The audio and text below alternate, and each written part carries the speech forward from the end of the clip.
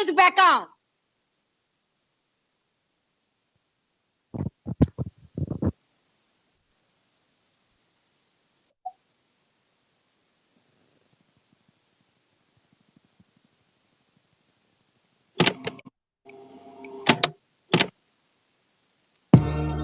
Yo, come on, y'all.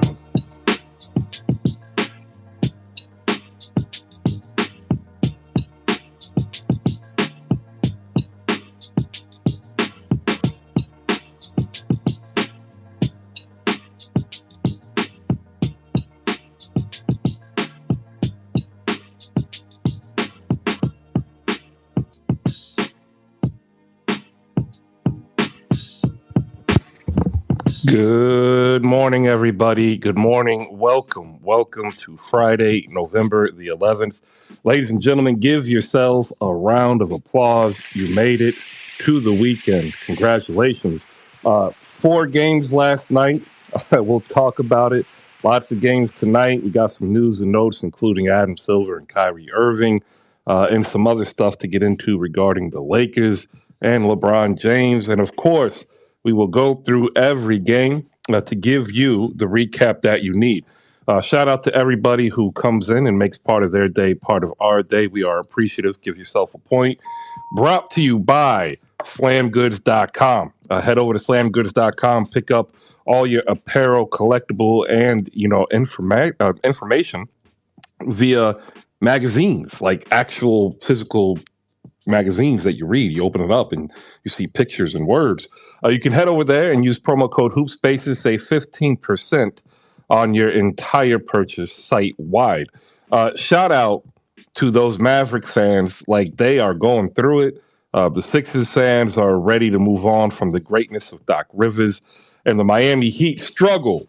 They struggle against the Charlotte Hornets, winning in overtime, and another game we're definitely going to hop into. All right, I'll be back in about 30 seconds. Happy Veterans Day, ladies and gentlemen. Happy Veterans Day. Appreciate you. Good morning.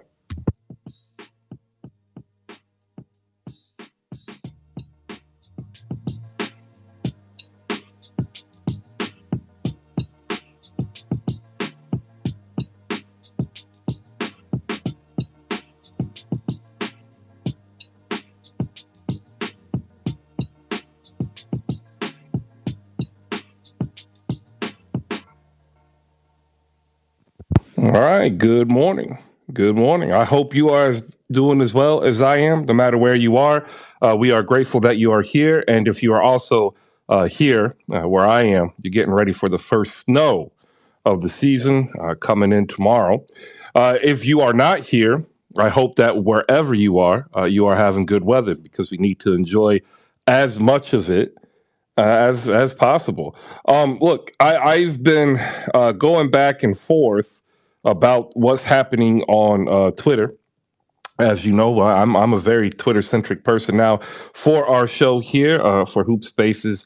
And I can tell you this: I don't think Elon Musk spends $44 billion to throw away $44 billion. But I do have some concerns about what the future is, because there just generally isn't any real information. Everything that's out there right now is really recycled news, and they add like a new sentence or two. But I've probably read about 70% of all of the major outlets' coverage of the last couple weeks here on Twitter, and what I can say is, imagine you go to a storage unit, and if you've ever seen these Storage War shows, and you bid blindly on a storage unit that the previous renter basically defaulted on, you have no idea what's in there, other than that it's a storage unit. And so you purchase the storage unit and you go in and you have to look at everything. And the issue is, when you look at everything, you might know what it is, you might not know what it is, and then if you know it, you move it aside and say, "Hey, I know it." But if you don't know what it is, you kind of have to figure it out, because you have to ascertain its value. And what I think he's doing is going through each and every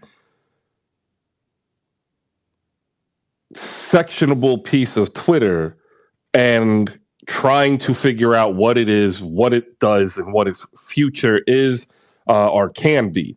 And I think what a lot of people are also misunderstanding is that the transition is going from an altruistic social network to a network designed for consumption of media.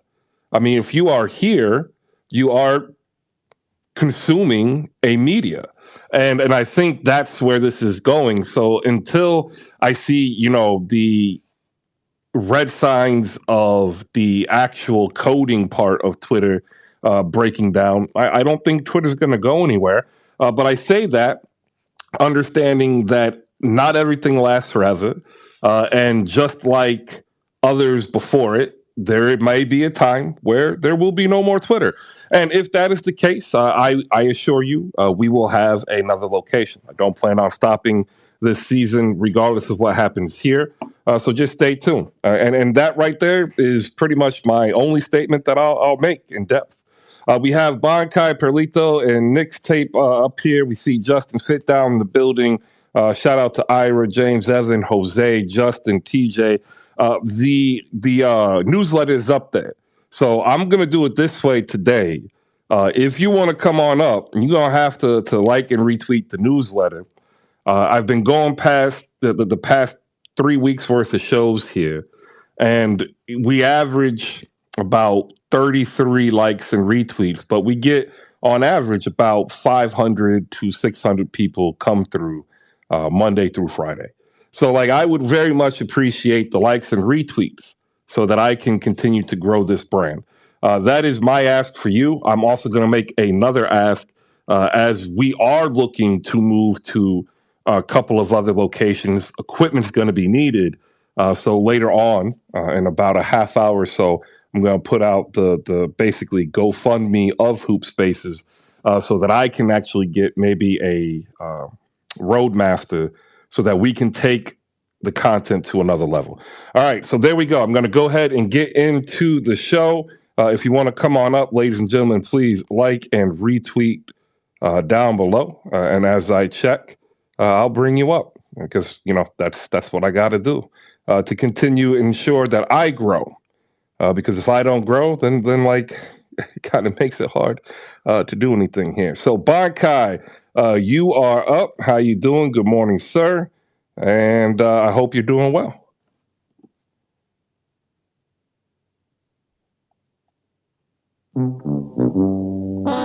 That is such a great opening, Bankai. I really appreciate it. I really do. All right, ladies and gentlemen, let me go ahead and go through some of these games here as Perlito go ahead and he likes and retweets. All right, ladies and gentlemen, let's get it going. The Dallas Mavericks lose to the Washington Wizards. And more importantly, they lose to Kyle Kuzma. Kyle Kuzma packed them up, 36 points, 11 boards, 6 assists. Spencer Dinwiddie led the Mavericks in scoring with 33. Luka has now had back-to-back games in the 20s, and then post-game, he was pretty candid about it, ladies and gentlemen. He's like, I'm feeling fatigued. And that is probably a combination of him playing Eurobasket as well as not taking any time off really in the offseason. And that's probably to be expected. Hopefully he's able to, get a little bit rested coming up with like a quick 3-day break. But I think this bodes well for Nico Harrison because I think they needed some type of stimulation to get another move. Because when you look at the Dallas Mavericks roster, there's no way that in this season is going to be a very competitive roster. The Hawks beat the Sixers 104-95. Please do not let the score fool you. The game was not close except for into the half, where it was 54-52. The Hawks ran away with it in the third. And although the Sixers outscored the Hawks in the fourth, that was more of a byproduct of the Hawks resting a couple of their starters and the Sixers needing to get energy off of the bench. And I tell you, like Joel Embiid's not in shape. He still put out 26 and 13. But that's not the problem. The problem is they don't have James Harden. So if they don't have James Harden, they tend to lose offensive flow. The ball movement is sloppy, chunky, and a whole bunch of other nasty superlatives that we can use. The Heat struggled against the Charlotte Hornets, and when I say struggled, like I mean struggled. You guys know I put the cat out, when but the cat really goes to the worst loss, and even if the Heat had lost in overtime, they would have gotten the cat because this is a Charlotte Hornets team that doesn't have LaMelo Ball, didn't have Gordon Hayward, featured Plumlee. Terry Rozier was like 8 for $1 million. And their best player was Kelly Oubre, who led the Hornets in scoring with 29. Jimmy Butler, 2 assists away from a triple-double, 35, 10, and 8. Bam Adebayo might not be lighting up the box score. He had 18 and 14. But if he doesn't play, they don't win that game. He was everywhere, defending everybody, grabbing rebounds. And then the Trailblazers remain hot, ladies and gentlemen, even without Damian Lillard.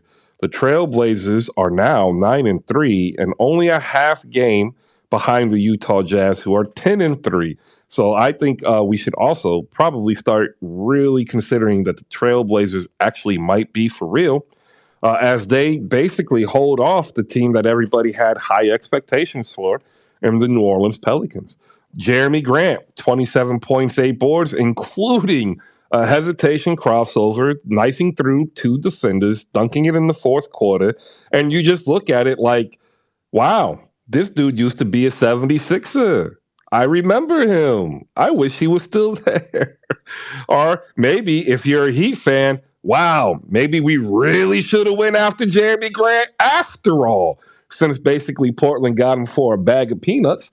Zion Williamson leading all scorers and 29 points. He was 9 for 14 from the floor, 10 for 15 from the line. And I tell you what, if he gets to 88, 86% from the free throw, as long as he stays healthy, he'll average 30 points. But like when you watch the game, he might have some of the least impactful points in the NBA. And I'm going to ask your opinion about that. Brandon Ingram is back. He was okay. CJ McCollum is continuing to struggle. 13.7 assists and a whopping 5 turnovers. If you check out on the newsletter, you'll see the post-game report are interviews with players and coaches. But also in this episode is Chris Henderson's interview with Kevin Durant. So if you do want to actually talk basketball and other stuff that's not Kyrie Irving with Kevin Durant, go check out on the newsletter, see Hendo's interview. And also, we have a couple of our own creators that we want to spotlight. You'll see them with their reaction videos. You'll see Justin Patton, a.k.a. JP, the franchise. He was going over about how good Dominic Wilkins is. And then our guy, Dime Dropper, hosted a live show, so it's a replay. But he went through all 30 teams to give you an update. So you got a short reaction video or you got the long, 1 hour show. News and notes, man. Look, there is news now coming out of Los Angeles. And with that, I get to press this button because I like being right. Word out of Los Angeles, ladies and gentlemen, LeBron James does not want to wait until 2023 when they have the clear cap sheet for help. He wants to move now. And since the beginning of the week and even last week, I've been saying Rob Pelinka got this contract extension because he convinced Jeannie Buss that going into the 2023 offseason with the clean cap sheet and only having AD, LeBron, and 2 minimum contracts was the right idea to get the Lakers back to competing for a championship, ladies and gentlemen. And now we're starting to hear the rumblings of one LeBron James. I love it. I love it. I told you so. I told you this was going to happen, and here we are. All right, to get up on stage, please like and retweet the newsletter. I will check now to go ahead and bring you up. I already know Bonkai did. Bonkai, good morning. Are you actually there this time? Good morning, Chris. I'm right here. Good morning, everybody. All right. A rare Knicks night off for you, which is probably a positive. Thank God. What game did you watch? Because I actually watched all 4. You watched all four. I watched a little bit of the Wizards game. Um, I'm gonna tell you those new uniforms with the court are cold. Like I really like them. I'm kind of a little upset I didn't get one of the jerseys. Hopefully, I'm gonna check later and see if they still have some of those on sale. I like the pink with the cherry blossoms and all that. And I'll tell you what, Kyle Kuzma, right? The Lakers could sure use a guy like Kyle Kuzma right now, right? Not sure why they let him go. And one more thing, I'm playing God of War right now, so don't say anything, Chris. Well, I mean, I wasn't until you said it. My cousin's husband is a gamer, and he's so much of a gamer. There are rules in their house because he games too much. And of course, he went to work and left work early without telling my cousin to come here and play this stupid game. And like, this game is stupid. Like, I put a tweet out there and I summarized the entire game without giving it away, and like, dude hit me up in the DM and he's like, wow. And I'm like, exactly. Literally, Batman levels of overratedness here. Like that's where we're at. JFK, Nick's take, if you want to hop up here, please like and retweet the newsletter as Bankai gives a cry face because he likes Kratos or Kratos, whatever his name You're is. Kratos. You're crossing the line, Chris. Several lines. And Okay. can I tell you, Yeah, sure, the go Knicks, ahead. the Knicks played tonight, and honestly, I'm not even excited about it. Like the last game was so bad. They left such a bad taste in my mouth that usually I'm excited about game nights, but tonight I'm not even excited. Well, I tell you what, man, you have to understand how to attack this here. And as somebody who understands this process, I'm telling you now that Doc Rivers is a great coach. Like, Yeah, he's better than Tom Thibodeau.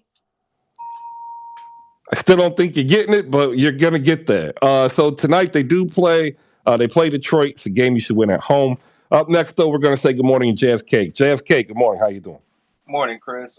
So yesterday I went into GameStop and I didn't even realize that there's two games that came out within the last week. Yeah, God of War, and then you also had Batman, Gotham Knights.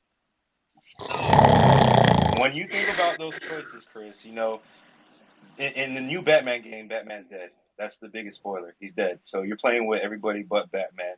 And God of War, look, it's God of War. It's been an amazing game for the past 20 years.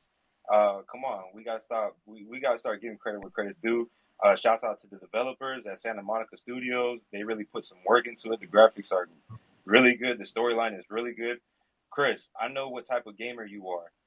You are a World of Warcraft type of guy, and I figured it out. You know what I'm saying? You don't like no good guy or bad guy. You want to strategically set up things and dominate. So I figured it out. But moving on to I'm actually not. If you were to peg me as for RPG, it would be Final Fantasy VII and Skyrim.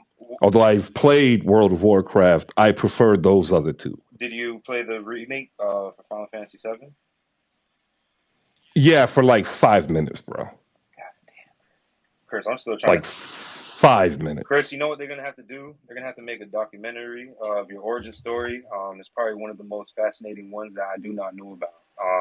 I don't know where you come up with all these takes, these food takes, these pop culture takes. But I'm trying to see where you come from. I don't know what Bro, I don't even know. I know jack about pop culture too.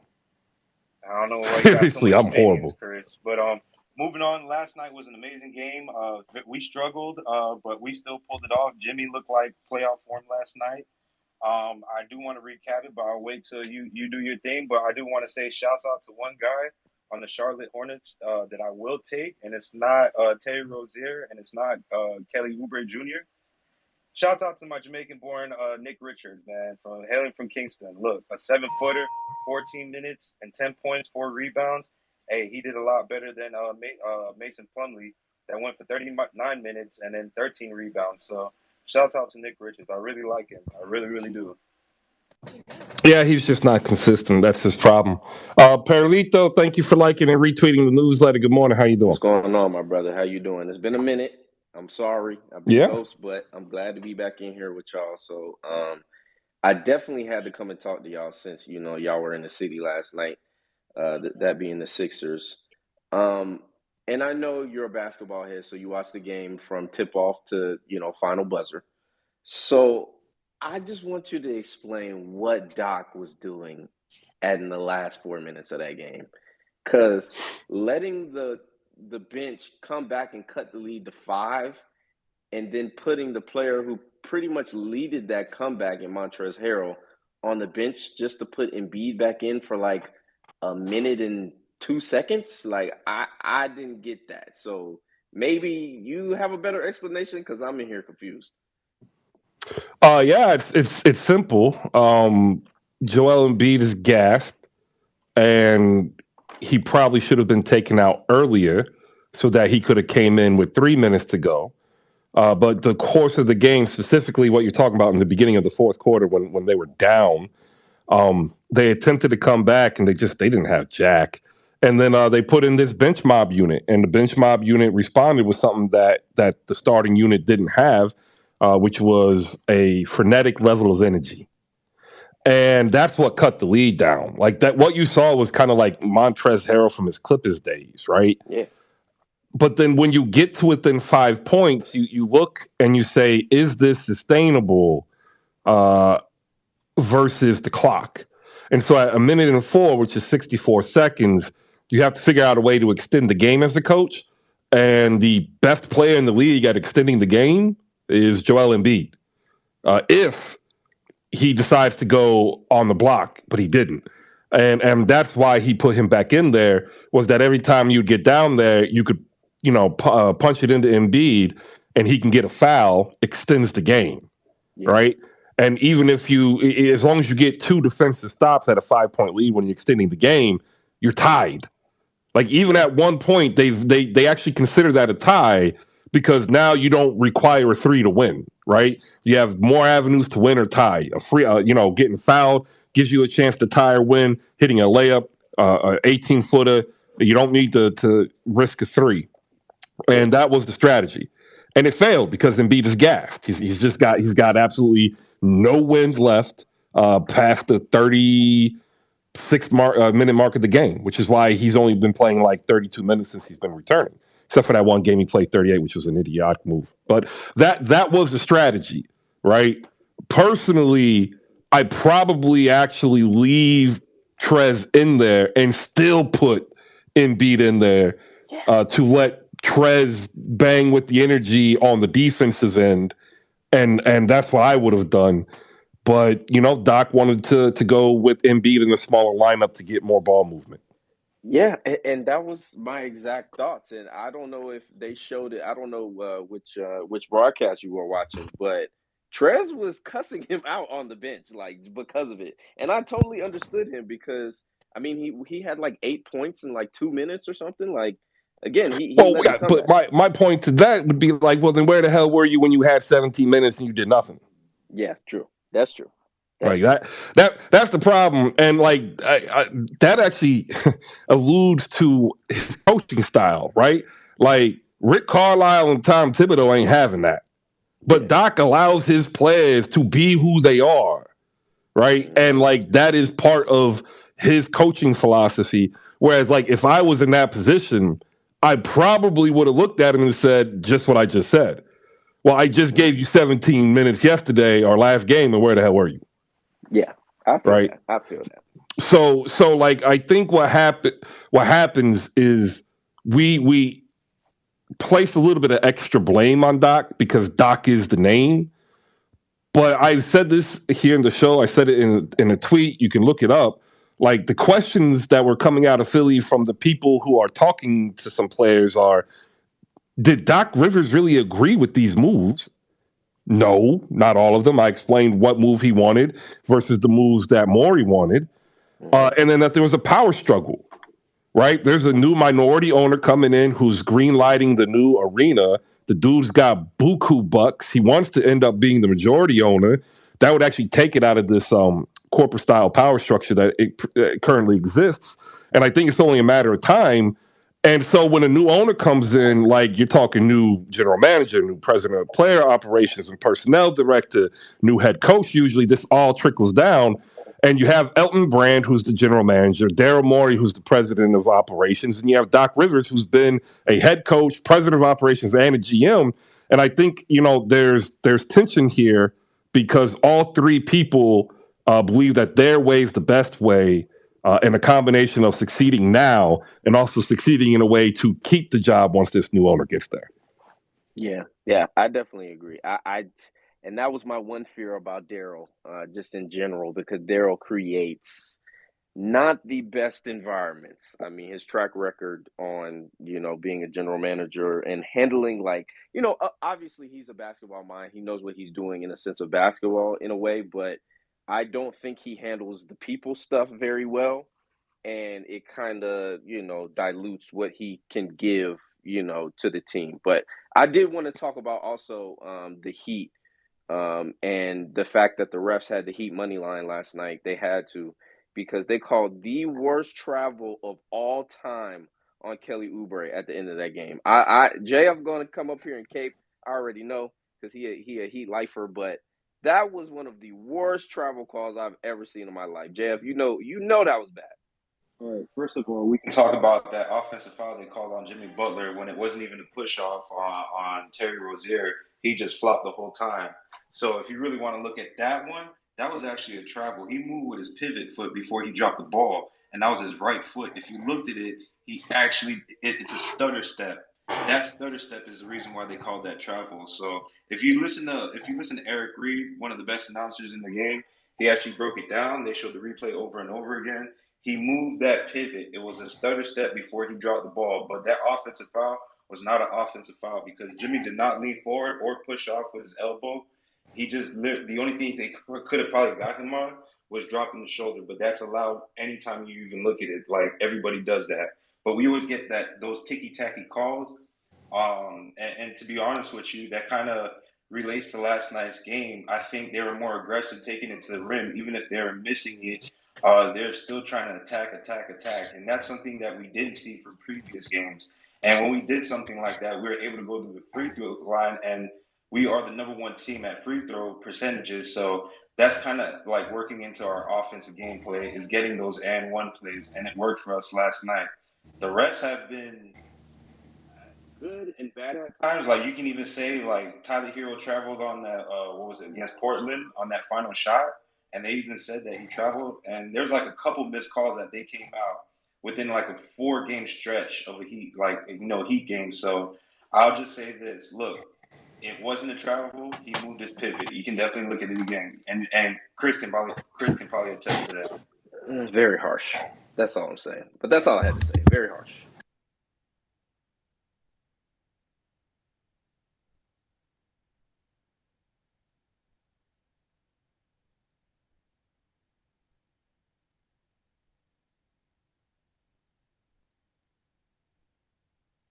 But yeah, man, that's it. That's all I got. I didn't watch any of the other games. Shout out Kyle Kuzma though. Oh, for a second I thought everything went mute.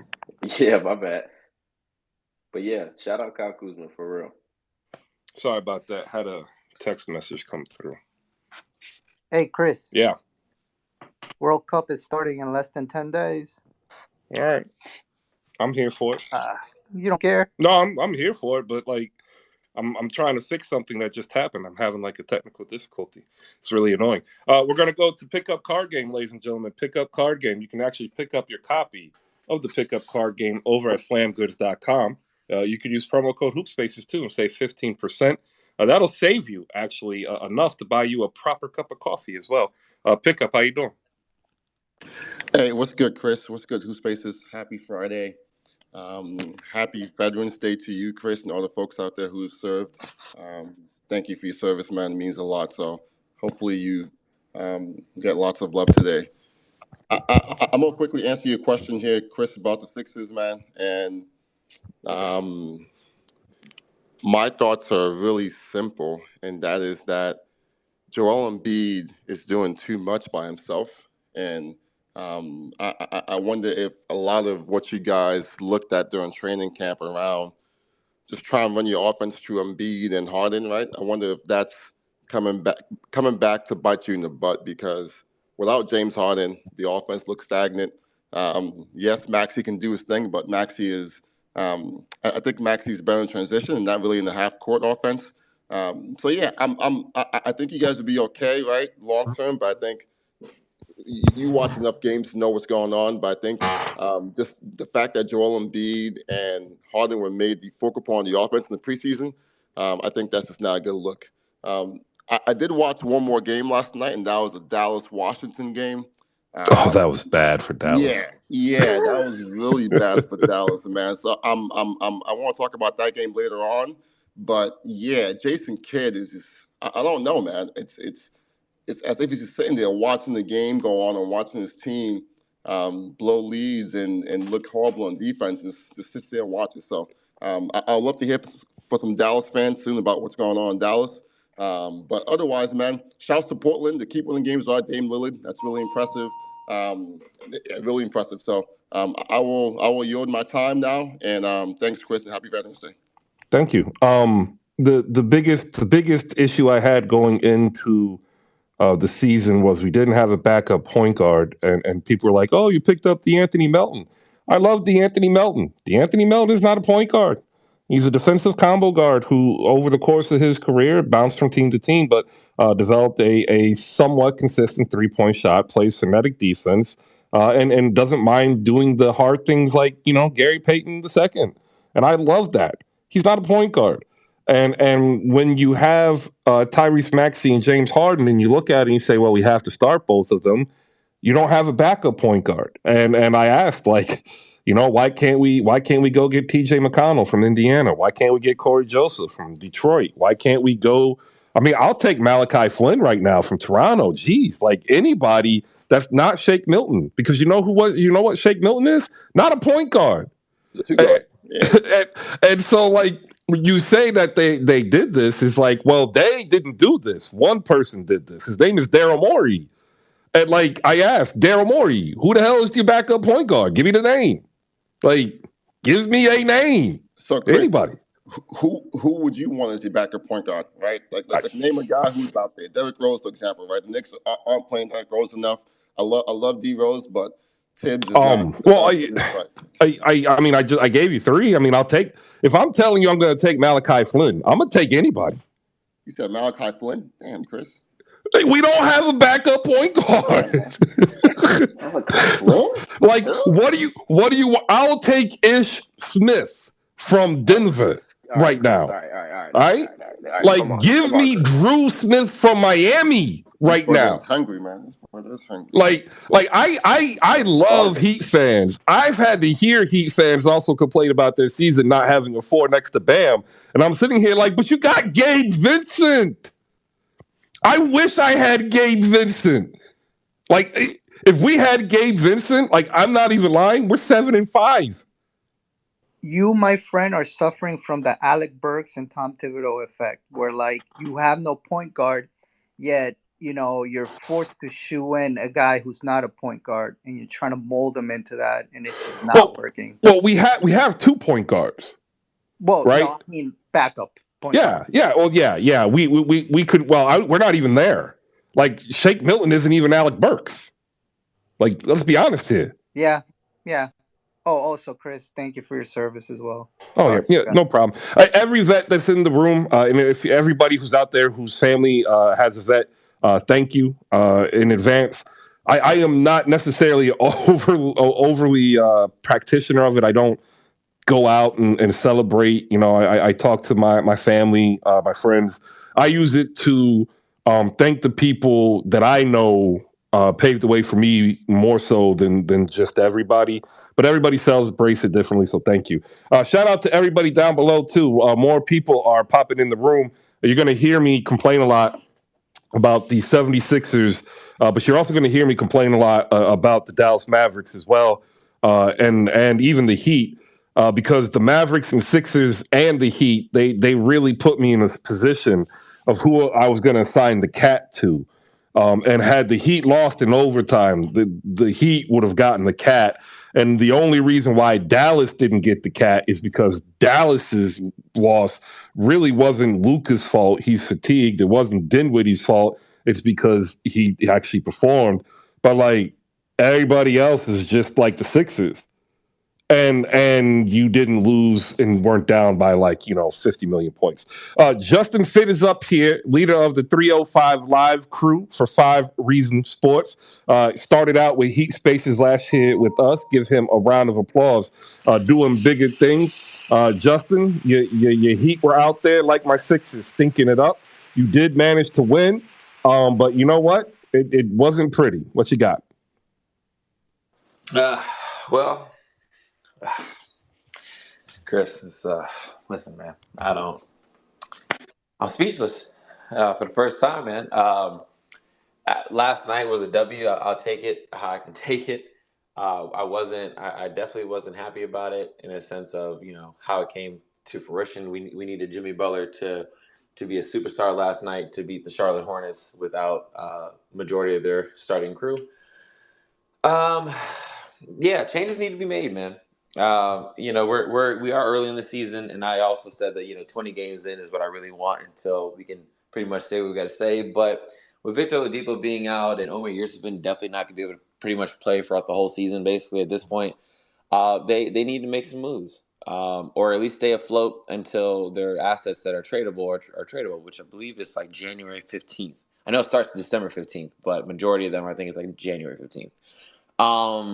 Yeah, man, that's pretty much it. They just got to stay afloat. I don't, it's to a point where it's like it's not about not having Tyler Hero playing, da da da. Like we had enough last night. We were up by like 15, 17 points, whatever it was, and we just let our foot off the gas. And this team continues to do that. If you want a point guard, I guess we could talk about Kyle Lowry. I'll give you him. Just give me give me something else. It's like I love Kyle from time to time, but he's just too inconsistent for me right now. And a lot of our players are like that. Max Strus and Duncan Robinson, they'll have a good game here and there, but when they're not on, it's just it hurts, like tremendously hurts. Other than that, all is good in Miami though. It feels nice. The FTX arena is probably gonna have to be called something totally different now because FTX just filed bankruptcy. So hopefully we go back to the AAA arena again. That'd be great. Yeah. Other than that, that's that. All right. I too am annoyed with the inconsistencies of one Kyle Lowry.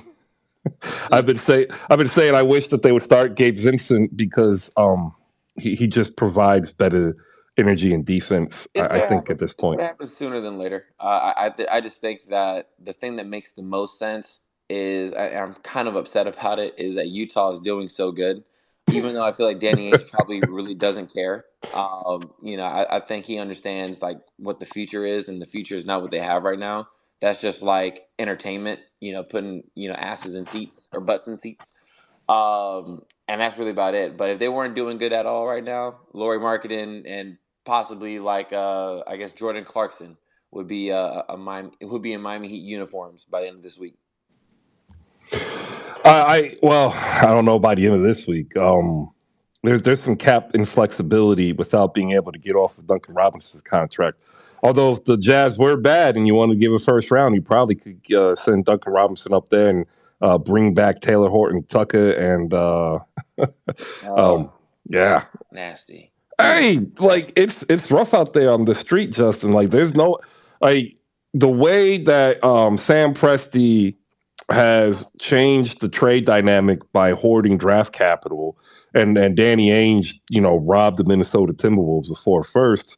Like the entire trade market is going to be purely dependent upon what young contract or player you got versus the pick you got, and we're going to take one of those two. I think the interesting thing about the East right now, I'm sure JFK can even agree to this too. Like the East is so weird. Like there's only one dominant team, and that's the Bucks. After that, like it's anybody, man. Like they all got issues, right? It's not just us. It's not just Philly. Cleveland's pretty good there, man. Cleveland's pretty good as a team in the East, Justin. So that's the thing. I think Cleveland is not pretty good. I think they're great. I'm always about health when it comes down to that team. I don't know, what's going on with what's his name's who was it? Garland. I know he had a problem in the beginning of the season. Sometimes it could be an issue for health. That's all I think of with that team. I think that team looks great. I don't know what that team's going to be like in the playoffs. I mean, majority of them haven't really like gone that deep like that. So we'll see. But I do like that team for sure. I don't think that they're going to be like top 2 though. I think the other teams that have been top 3, top 4 are going to wake up, right? And they're going to have their moments. They're going to have those nice 5-game, 6-game win streaks, and take some time. And that's that. Like I think your Phillies will be fine. I think Boston will be fine. I think Miami will be fine. I think a lot of it just rolls on over. But I just think we're in this weird rut in the beginning of the season for a lot of these like top heavy teams.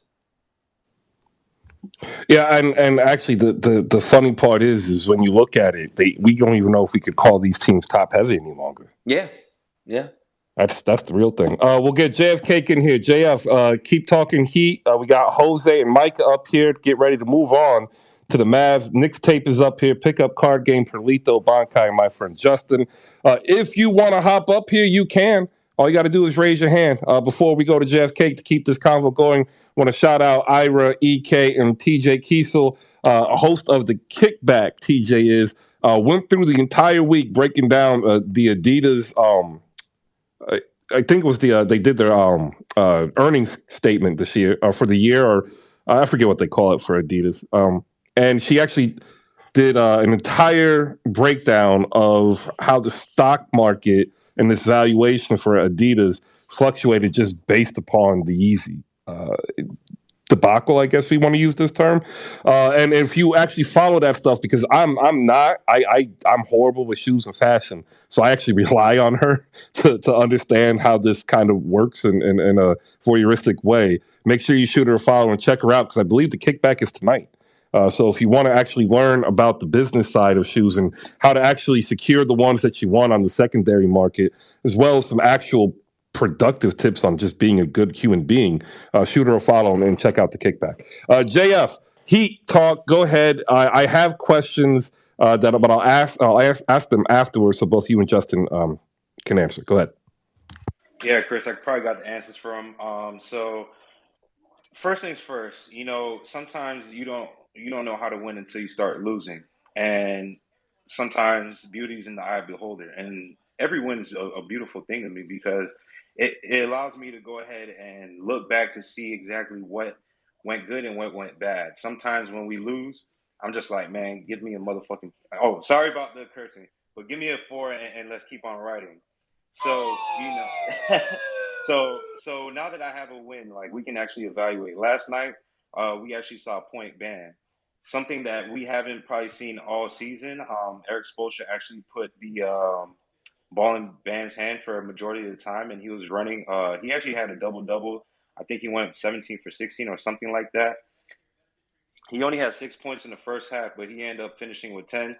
But his stats doesn't show what he did on the court. What he did on the court was definitely, he x'd out Mason Plumlee, who usually he has a hard time going against guys that are taller than him, especially Mason Plumlee. Like, this is a team that we face a lot, and Mason Plumlee usually gets the best of us. But last night, I think he was only held to like 13 points, which is good, because he was able to take him out the paint and just working from there. And you saw a lot of guys, like I said earlier, able to drive it and not be afraid to take it to the rim. One thing that I didn't expect was Dennis Smith Jr. to pop off like how he did, and Terry Rozier to pop off like he did, and then Kelly Oubre to pop off like he did. Those 3 guys were unexpected. I did expect them to do something, but they always give us a tough task. I'm not sure if it's a divisional thing, why Orlando and Charlotte keeps on giving us problems, but we also saw last night that, Strus struggled. He didn't shoot his first 3 until like the fourth quarter. But, shooters, you got to keep on shooting until you can make one. And we can rely on him for making at least some clutch threes. Second time in the year he's being able to hit a 3, I think, under 30 seconds remaining. Last time he did it was against Portland, but you already know how that ended. Josh Hart just did his thing. Duncan Robinson, again, is becoming more of a versatile scorer on the court, which is raising his trade value. I don't care what anybody says, because at the end of the day, he's learning how to play a certain type of defense. I mean, look what happened with Kelly Olynyk. he left Miami and went over to Detroit, and it was averaging like 30 points a game. Like that was crazy, and he wasn't doing that at Boston. So I believe wherever a Heat player goes besides Hassan Whiteside, they're going to be able to do something about playing time, playing offense and defense, and making key plays for their team. So you look at Jay Crowder. Same thing with Jay Crowder. So also last night, I think we saw Jimmy become he's already in mid-season form. He went for 35 last night for 42 minutes. Yeah, we went into overtime.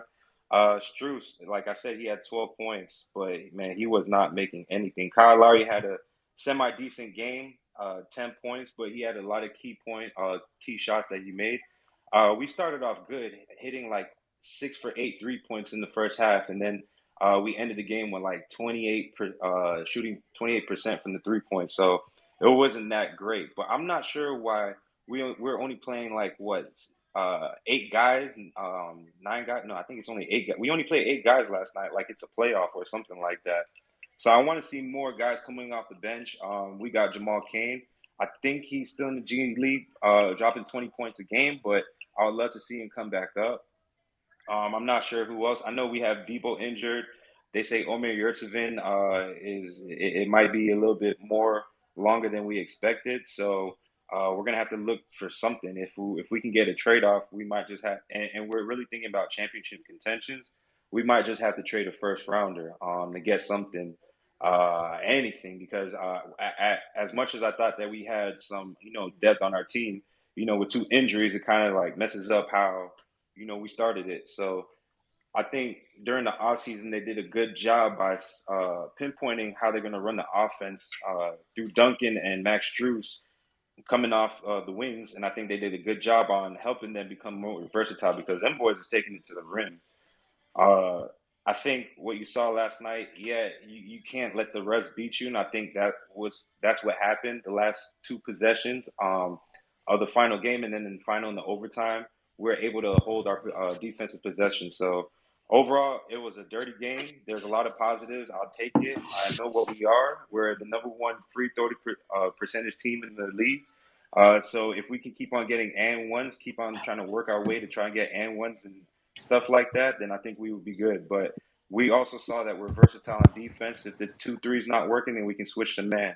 And I think we've been working the 2-3 for a long time, but I think last night is when we needed to switch to man because them boys can drive. Talking about Dennis Smith Jr., Terry Rozier, and Kelly Oubre, they know how to drive and kick out if they need to. So the 2-3 was killing us. So when we switched to man, we did a lot better. And Bam, I think he's about 4th or 5th right now for decent defensive player of the year award. So you look. I love how Heat fans love Bam. I love Bam too. He ain't in the top 5 for DPOY. Hey Chris, can I say something? 30 seconds. I want to correct his quote because he misquoted. Yeah, I'll make it fast. The only thing is that I agree with Jay Kick was saying to a degree. However, the problem is that I believe we are almost dead last in offensive rating and almost dead last in defensive rating. The only thing we got going for us is shooting free throws. So I don't care about Duncan Robinson having better handles and hitting layups and because it doesn't result into winning. Stuff needs to change. We can pump it up as much as we want and say all this positive stuff or whatever. No, it needs to change. Some people got to go. Pick up, your hand was up. I want to make sure we get you in here because I believe you had something. Scott has also joined us. We'll get Scott in here. Go ahead, pick up. No, I was going to ask Jeff, Cake, and Justin. So Caleb Martin, right? Hey, amazing story, undrafted guy, right? Came from the G League, is now a starter on the Miami Heat. Is he enough to win a championship as he's starting small forward, right? Is he enough? I think No. this year, no, he's not enough. No. Just because he has his time of inconsistencies. I think he usually shines on specific moments. I think last night was a specific moment just because he came from Charlotte and he wanted to prove himself. But even still, it wasn't one of those nights that he wanted to have. He only had 9 points, 4 rebounds, and 2 assists off of 31 minutes. So his production level could have been a lot better. I'm not sure if he got enough shots off. But what they were doing is that they were settling too much for the 3-point, and I think that's what hurts our offense. When we get going and then we start settling, I think once we get going on our 3 points, we need to start finding a way to start scoring inside the paint, and then we can have more free open shots at the 3-point. But when we rely on the 3-point, we just get clogged up because defenses start to recognize that and they start to close out on us. And I think Caleb, he shows signs. I don't think he gets enough shot opportunities to display it on the stat line. The quote is, "You can't win unless you learn how to lose." That's Kareem Abdul-Jabbar. The Heat ratings are 19th offensively and 12th defensively so far this season. They've pretty much been mid, like just barely better than the Knicks in terms of ranking. That must just went up like a day ago, because literally 2 days ago they were on the bottom. I'm looking at it right now. That's all. They probably updated it after the game or early this morning. We do create a lot of turnovers, and I'm not sure what the number is, but I'm pretty sure we're ranked pretty high in steals as well. Like, those are the two things that are helping us on defense. Is we actually do create turnovers, whether it's counted on a stat line or it's something like a foul taken or a charge taking or something like that. We're really good at doing that, so that's what also helps out our defense. It does hide a lot of like deficiencies when it comes to that, so we usually have to put ourselves in position. I think that's something Eric Reed was talking about last night, is the footwork for the Miami Heat is good, and that kind of like, disguises a lot of our deficiencies, like I said. Let me get Scott in here. Scott, good morning. Everybody, if you know, you got to get a couple seconds. I'm not going to be there you all go. roses here, and thank you, Chris, for letting me speak for a few minutes here. I'm going to be straight point blank. The Heat have a lot of chemistry issues. There's not a lot of liking going on in the locker room. There's some issues going on. The last two games, basically, where they were trying to prove a point, where they can share the ball, have balanced scoring. Last night we won because Jimmy Butler abandoned that whole fucked up thing where you're trying to have balanced scoring instead of top-heavy scoring. If you look around the league, guys that can score, top-heavy scoring teams, they're at the top right now. They're doing their thing. They have better offensive efficiency because they're putting the ball into the hands of their bucket getters. So we had hell off the last two games. Butler, Lowry, coaches, they wanted to prove a point that you can have balanced scoring and still win. I mean, we literally played worse last night than we did in our loss against Portland. And there's no way you can sugarcoat what went down last night. I mean, they were missing 3 core players or 3 rotational players. Miles Bridges, of course, is out. Terry Rozier was actually our best assist guy last night in getting that W. Without Terry Rozier, man, he comes away with an L last night. I'm just saying there's some real chemistry issues going on. There's chemistry issues going on with the Knicks, Philadelphia, and so forth. Those teams have to figure it out or it's going to get worse. I'm not looking at the stats. I'm looking for trends. I'm looking at teams trying to play together, finding an identity. Here we are, 11 and 12 games into the season, and the Heat have zero identity. And thank God that Butler went against the grain last night and didn't go with the overpassing thing that we did against Portland, the overpassing that we did against the Charlotte Hornets last night for 3 quarters. He literally took over. He went playoff mode. It's a shame that he has to do this this early. But you can't have balance scoring when you got Caleb Martin, 6'5", playing the 4. You can't have balance scoring when you got all of these UDFAs. And I love the UDFA story. These guys are overcoming. Look at me. I'm deaf. I try to overcome every day. But, in the NBA, it's all about talent. And we have a deficit right now, and we're trying to play a certain way that's not fitting, and it's not executing, and it's not helping certain players reach their potential. So, I'm not all roses. The Heat have to figure this out, or there's going to be some more lumps coming up when the schedule gets better. We're on a 4-game homestand. It ends with the Suns. We got another game with Charlotte. And I'll say this, Harold could have played last night, but he was held out for a certain reason. I won't go into that. But I'm sure he'll be back for the next game. So we'll see if we can get a bigger margin of victory, and it's not as ugly as it was last night. All right, appreciate it. Lots of Heat talk to open up. We'll close it out real quick. JF, you have 30 seconds. Then we're going to get a word from Hawks Fan TV as we recap on the Hawks side. The Sixers lost and the Hawks win. And then we're going to move on to the Mavs pack as Kyle Kuzma was ripping out those fresh Newports yesterday. JF, close us out of the Heat. 30 seconds. Yeah, I think our offense identity is run the ball through Jimmy and ones. I mean, that's literally it. We have to be able to do whatever Jimmy does, and I think you can see that representation is hilarious because when they were doing the opening, when they do the little handshakes or whatever, the first thing Jimmy does is his handshakes is Max Strus is a middle finger to his face. So I think they need to go ahead and just keep on going with that attitude, keep on going with like, hey, actually, I think Jimmy Butler means it when he gets in defending. When you shoot second 2 for 11, you're not too happy about this shit. You got to carry the whole goddamn team on your back. So, I think the middle finger is actually good sign language at this point. Exactly. That's something I can appeal to. You know what I'm saying? But it's accountability, Scott. You have to understand that Jimmy is look what he said about the Timberwolves. So this is what I'm talking about. You want to talk accountability, but you want to move hell to the bench. What the fuck is Lowry doing? At some point, you got to hold him accountable. Scott, $30 million a year, yet you want to take hell and move him to the bench when Lowry's literally doing dick on the court. Scott, you've reached your limit of F-bombs already. Already, you've exceeded your limit, sir. My apologies.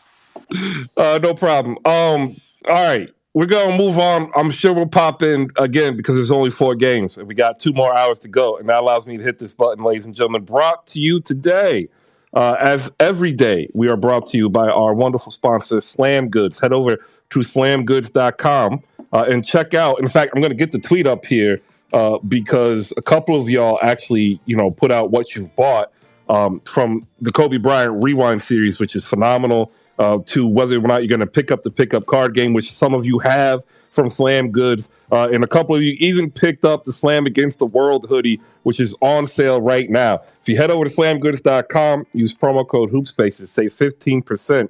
And like I say, I like good coffee. Starbucks and Dunkin' is not good coffee, but you can find a local spot, and the money you save using promo code HoopSpaces over at slamgoods.com will be enough for you to get a proper cup of coffee, right? So treat yourself. You deserve it. Appreciate it. Slamgoods.com, promo code HoopSpaces, save 15%. All right, up next, we're going to go to Alex from Hawks Fans TV. The Hawks were victorious last night, 104-95, and I said, so he can hear now as well, do not allow the score to fool you. The game was not as close as it seems. By the box score, it was a thoroughly dominating second half performance until 5 minutes remaining in the fourth quarter, when we have to be honest, the Hawks took their foot off the gas, and the bench unit came in with some energy, had instant success right away, and that really kind of got the whole crowd back into it. But it should have needed to take that to give us a chance to tie, right? So congratulations to the Hawks, who probably now, in my estimation, and I kind of had this a little bit earlier, the second best team in the East behind Milwaukee. I have them slightly ahead of Cleveland. I can explain why in a future space. Alex, congratulations on the victory. The floor is yours, sir. Thank you, Chris. Yeah, last night's game was, we got the W, and I can't even credit our team, that we played well. We won the game not because we played great basketball. It's just simply because the 76ers just played abysmal basketball, objectively speaking. And yeah, we were up 20 in the fourth quarter. We're playing great defense, or maybe you could say Sixers just weren't playing any offense. Doc being Doc, but yeah, it was disappointing to see the team put their foot off the gas and watch Philly, cut a 20-point lead to pretty much, single digits. And it got a little scary. But, we came out with the W. And I think just from seeing these first, 10, 12, 13 games of the season, yeah, Philly is definitely lost. Embiid, as good as Embiid is, it's just it really boils down to the coaching and game planning and the rotations.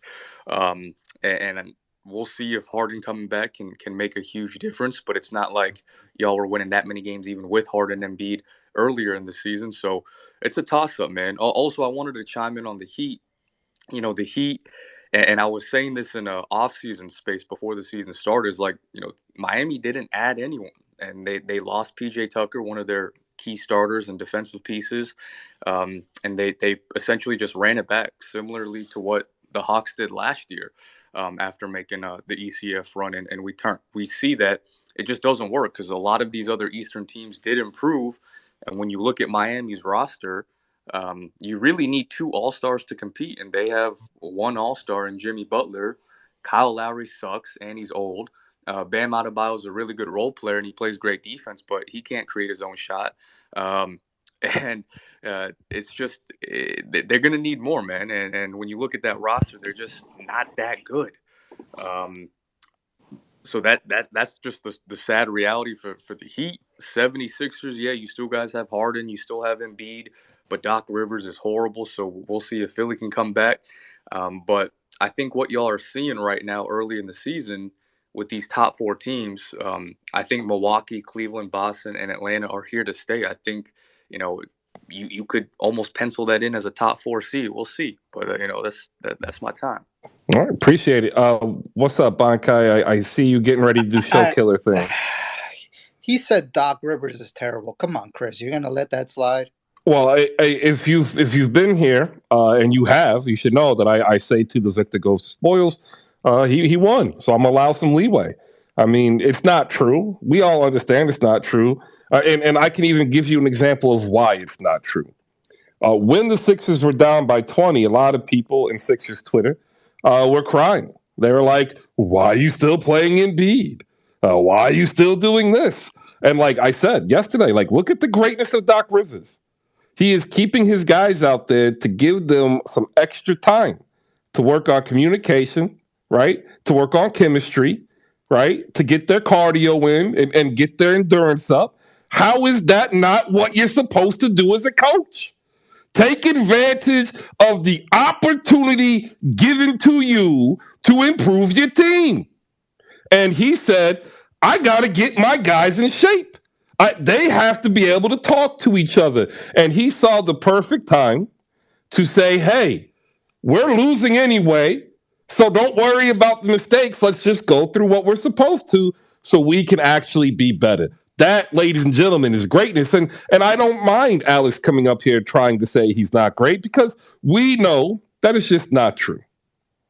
Thank you, Bankai. We will go to EK, JF. We've got a couple of other people with the hands up. If you want to come on up, raise your hand. It's an easy Friday.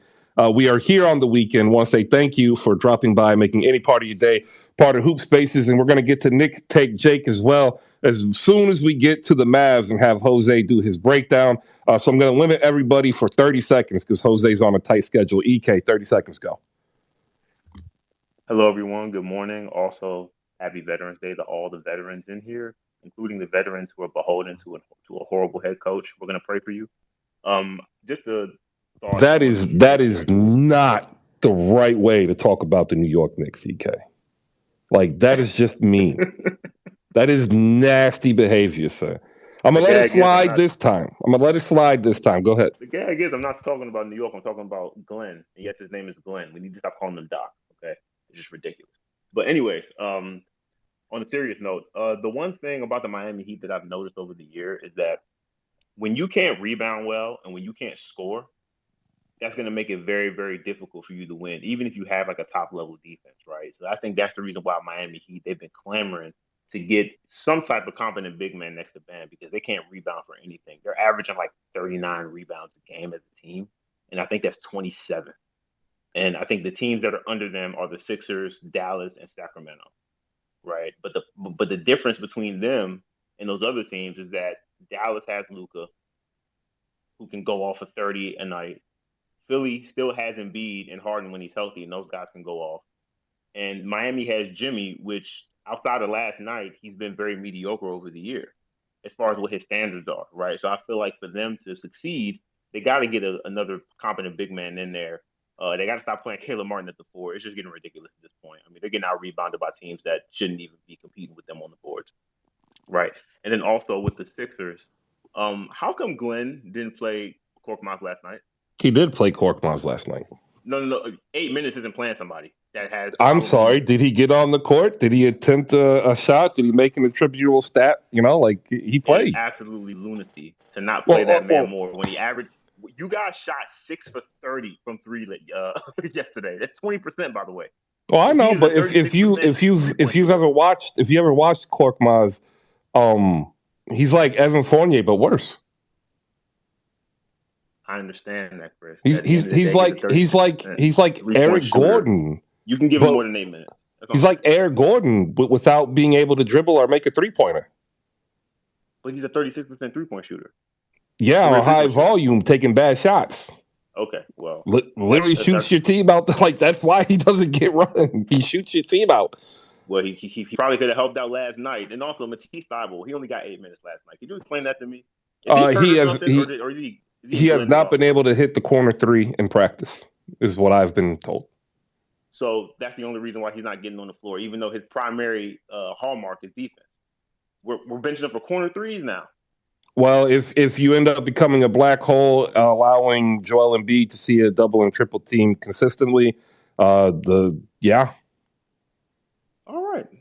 Okay. All I got to say is Niang, who got 23 minutes, was a minus 18 last night. That's all you got to know. That's all you got to know. Boy, he had that one layup, EK. Don't take that layup away from him. I'm going to take it away. No, I'm going to take it away. You can't. He did the shoulder dip and hit that 40-year-old YMCA game and took DeAndre Hunter to the hole. Oh, Lord. You cannot take that away from him. I'm going to. He was a minus 18 in 23 minutes. It's ridiculous. That's all I got to say about Glenn. He needs to revamp some things if we're going to continue to try to call him by Doc. His name is Glenn, not Doc. I'm gonna get the last laugh and smile when you guys have to admit that you were once again incorrect, factually and even in the realm of alternative facts about Doc Rivers. But we're gonna move on, because we have Jose here, and he's here to talk Mavs, and he is just as depressed as I am. When you see greatness, you get used to it, and you can take the greatness for granted. And the Mavs are going through that process, just like the Sixers. But instead of going through the process with Doc Rivers, they're going through it with Luka. As we look at this Mavs team, who was looked at as staying put and possibly putting themselves in jeopardy of contending as a top Western Conference team. And people pushed back against it, but like here we are now, 500. Luka seems to have hit an early season wall with fatigue. A lot of question is Eurobasket versus usage rate. Spencer Dinwiddie looked great, but he looked great because nobody else looked good. And that's the problem for the Mavs. Jose, y'all lost, and man, Kyle Kuzma is him, or at least he was last night. Your thoughts on the Mavs' disappointing performance? Well, I am sad, not so much about the loss last night. Kevin Conroy, who is the voice of the animated Batman, had passed away last night, apparently.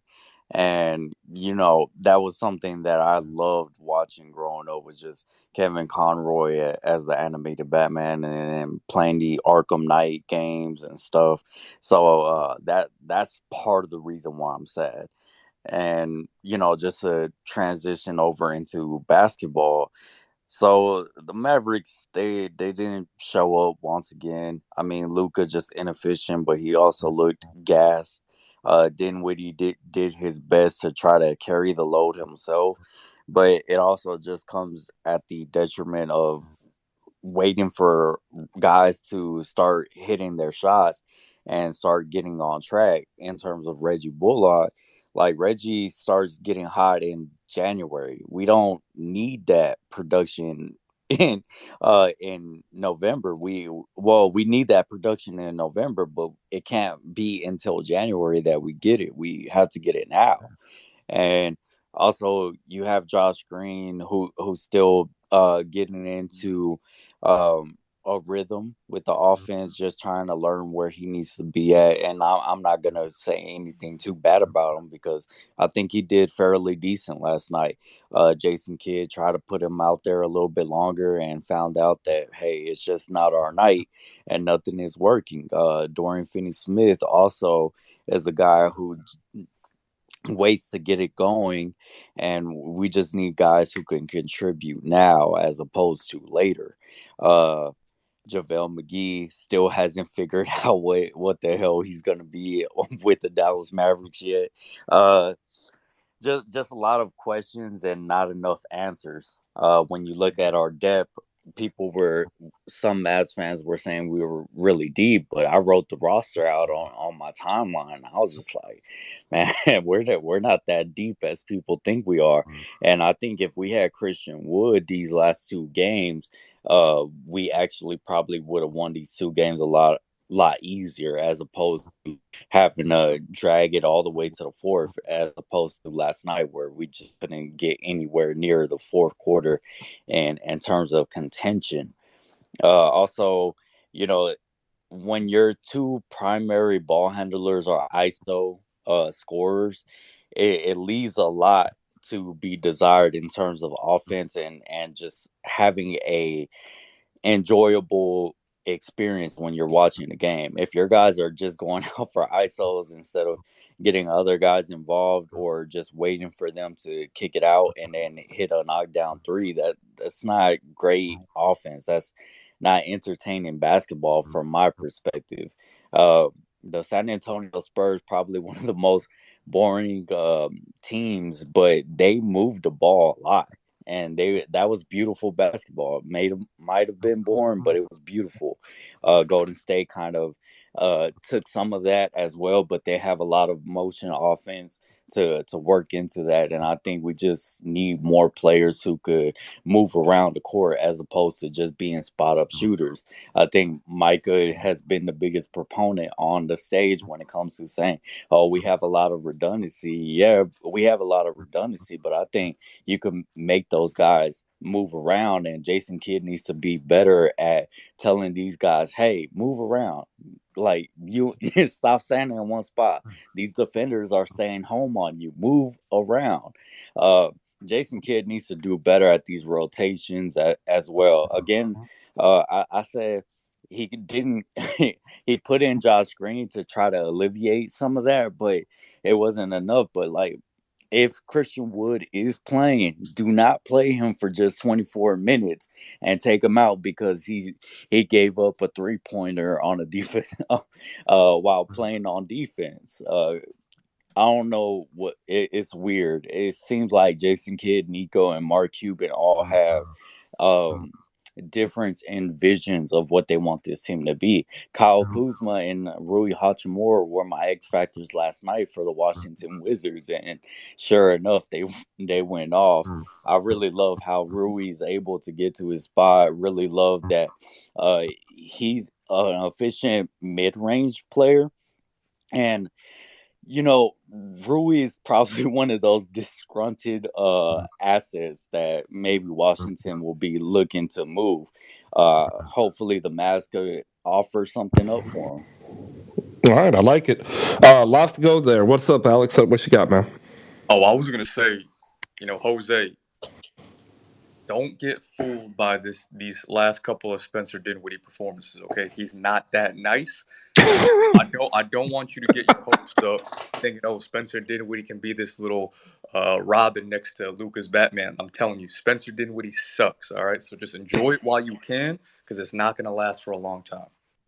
No, the thing is, Spencer, over 52 games so far in his sample size, has shot 41% from three. So he works here in Dallas, but I'm not going to say he's a Robin. I would say he's like a third option type of guy. He's not the secondary star. He's an Axel. That's what he is, and there's nothing wrong with that. He's an Axel. Also, are we going to talk about Luka shooting a career low for 3-point percentage to start the season? What about Trae Young? hey, we're not talking about Trae Young. We're talking about. Oh no! Point to Jose, man. In fencing terms, that was a parry, encounter, and point. That was a trifecta. We got it. We have to honor good barbs. That was dope. Point to both of you. That was spicy. That was, and like even you knew it, Alex. You were chuckling. I heard it. Can't hide it.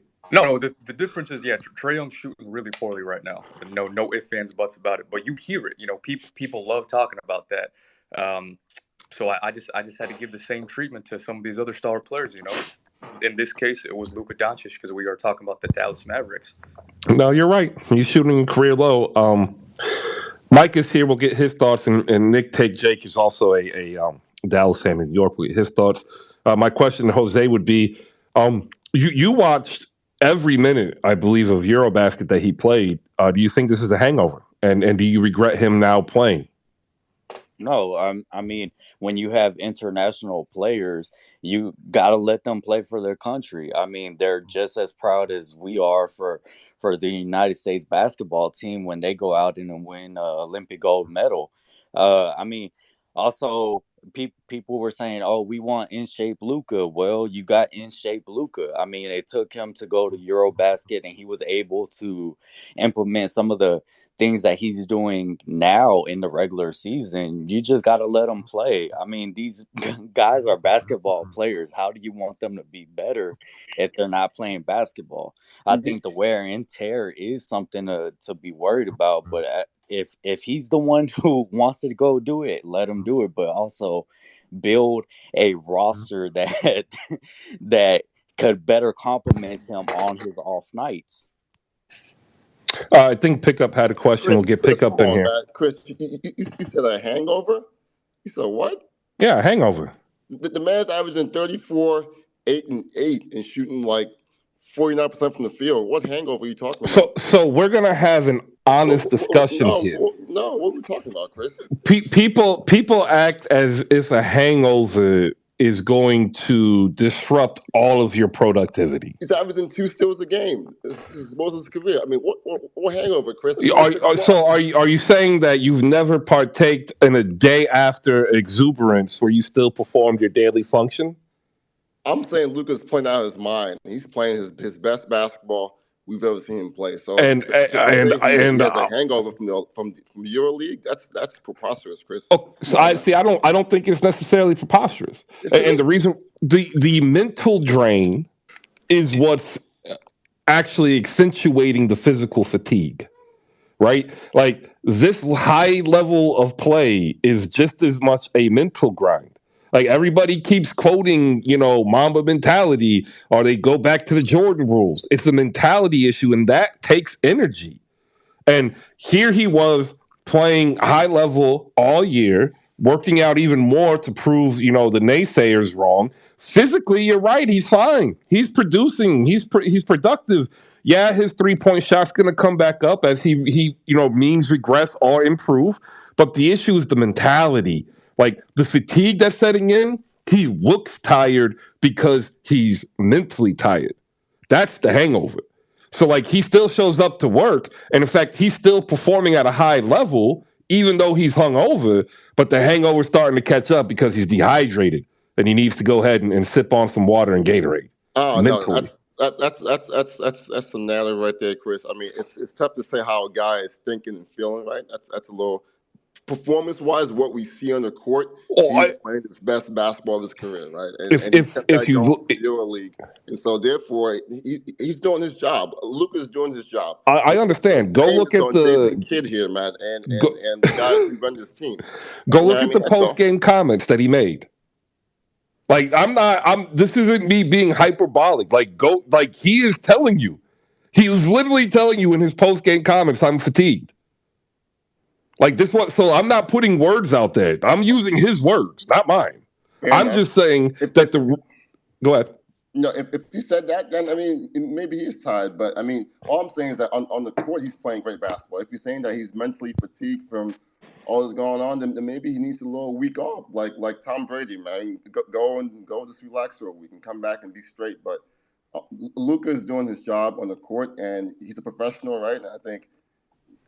To say he has a hangover from EuroLeague is dangerous because that might imply that he's not playing good basketball, right? So that was my point, and I will go on mute now, Chris. But I have to call you out real quick, man. I feel you. I get it, but like if you're gonna say that he's producing, like you have to also admit that there are times he's producing volume stats where he's just not efficient. And the inefficiency comes from the mental fatigue. Like, if you track his shot chart and his usage rate, but then you do it while you're watching the games in a successive manner, like, he gets a little bit worse every game. And like, again, like the energy he's expending to essentially carry the Maverick squad, who I agree with you 100%, like, it is not working the way they thought it was going to work. And then that's the problem. Micah, hop in here. We'll get Nick's take, Jake, after that. JFK, EK. It's 11:25. Want to wish everybody in here who is a veteran or has a family member as who's a veteran, thank you for your service, because I said this yesterday. Not enough credit goes to the moms and wives, and now even more so, ever increasingly, dads and husbands who oftentimes have their lives upended when their loved one has to answer the call of duty, right? So for you, thank you, because like, that life ain't easy. I grew up in it, lived it, and I'm appreciative, and I want to make sure that you are recognized. We'll go to Micah next. Micah, what's up? Good morning. Oh, good morning to you, Chris. Happy Veterans Day. I'm technically a veteran myself. I was just kind of wild when I was younger and got myself a boot. So there you go. It happens. Man,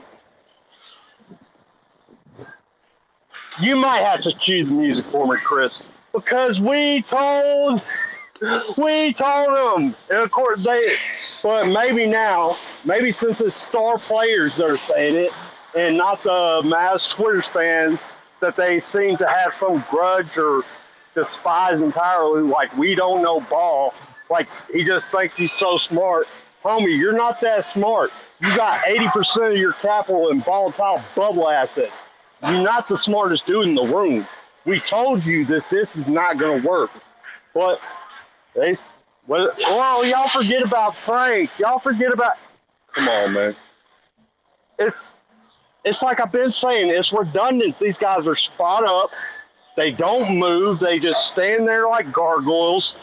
I seen one play in the first quarter. I was like, damn, where's that been? Where DFS ran from one side of the corner to another and had a screener for him, so he was able to scheme himself open. I'm like, dude, why ain't y'all doing that more often? Like, we got all these dudes, they just stand there and don't move, and they just panic whenever they get the ball in their hands. We're looking like a 40s offense that just throws the ball all around the perimeter and hope that Luka will bail us out somehow. Like, this roster is trash. Micah. Phil can make whatever emergency pod that he wants. These dudes is trash. Here's the reality, guys. The reality is any team that employs Reggie Bullock in their starting five is unserious. They're a joke.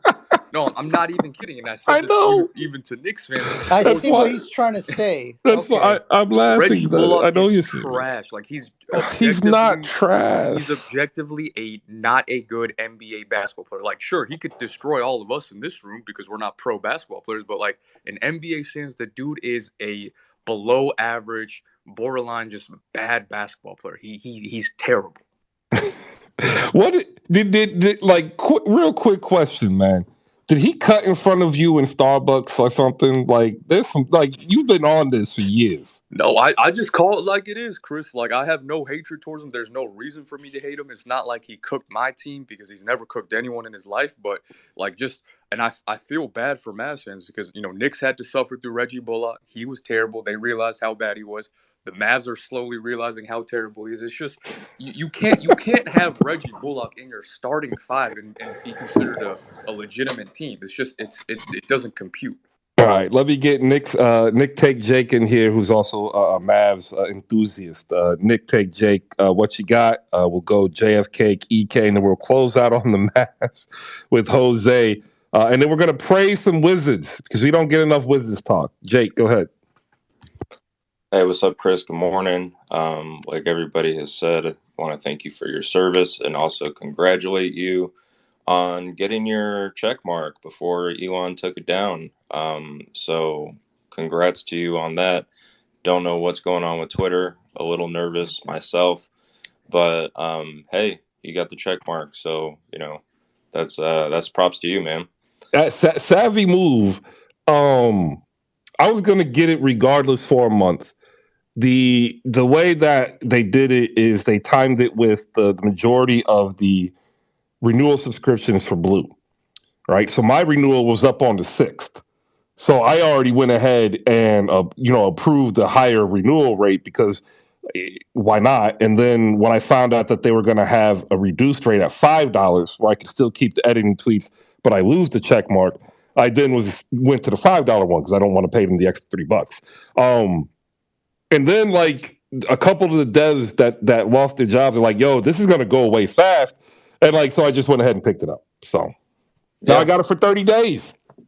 Hey, Point to me. Okay. So they're taking it away after. They will end up taking it away. Anybody who purchased it on Blue should be relieved of it. If not this cycle, the next cycle is what I've been hearing. Oh God, this is such a mess.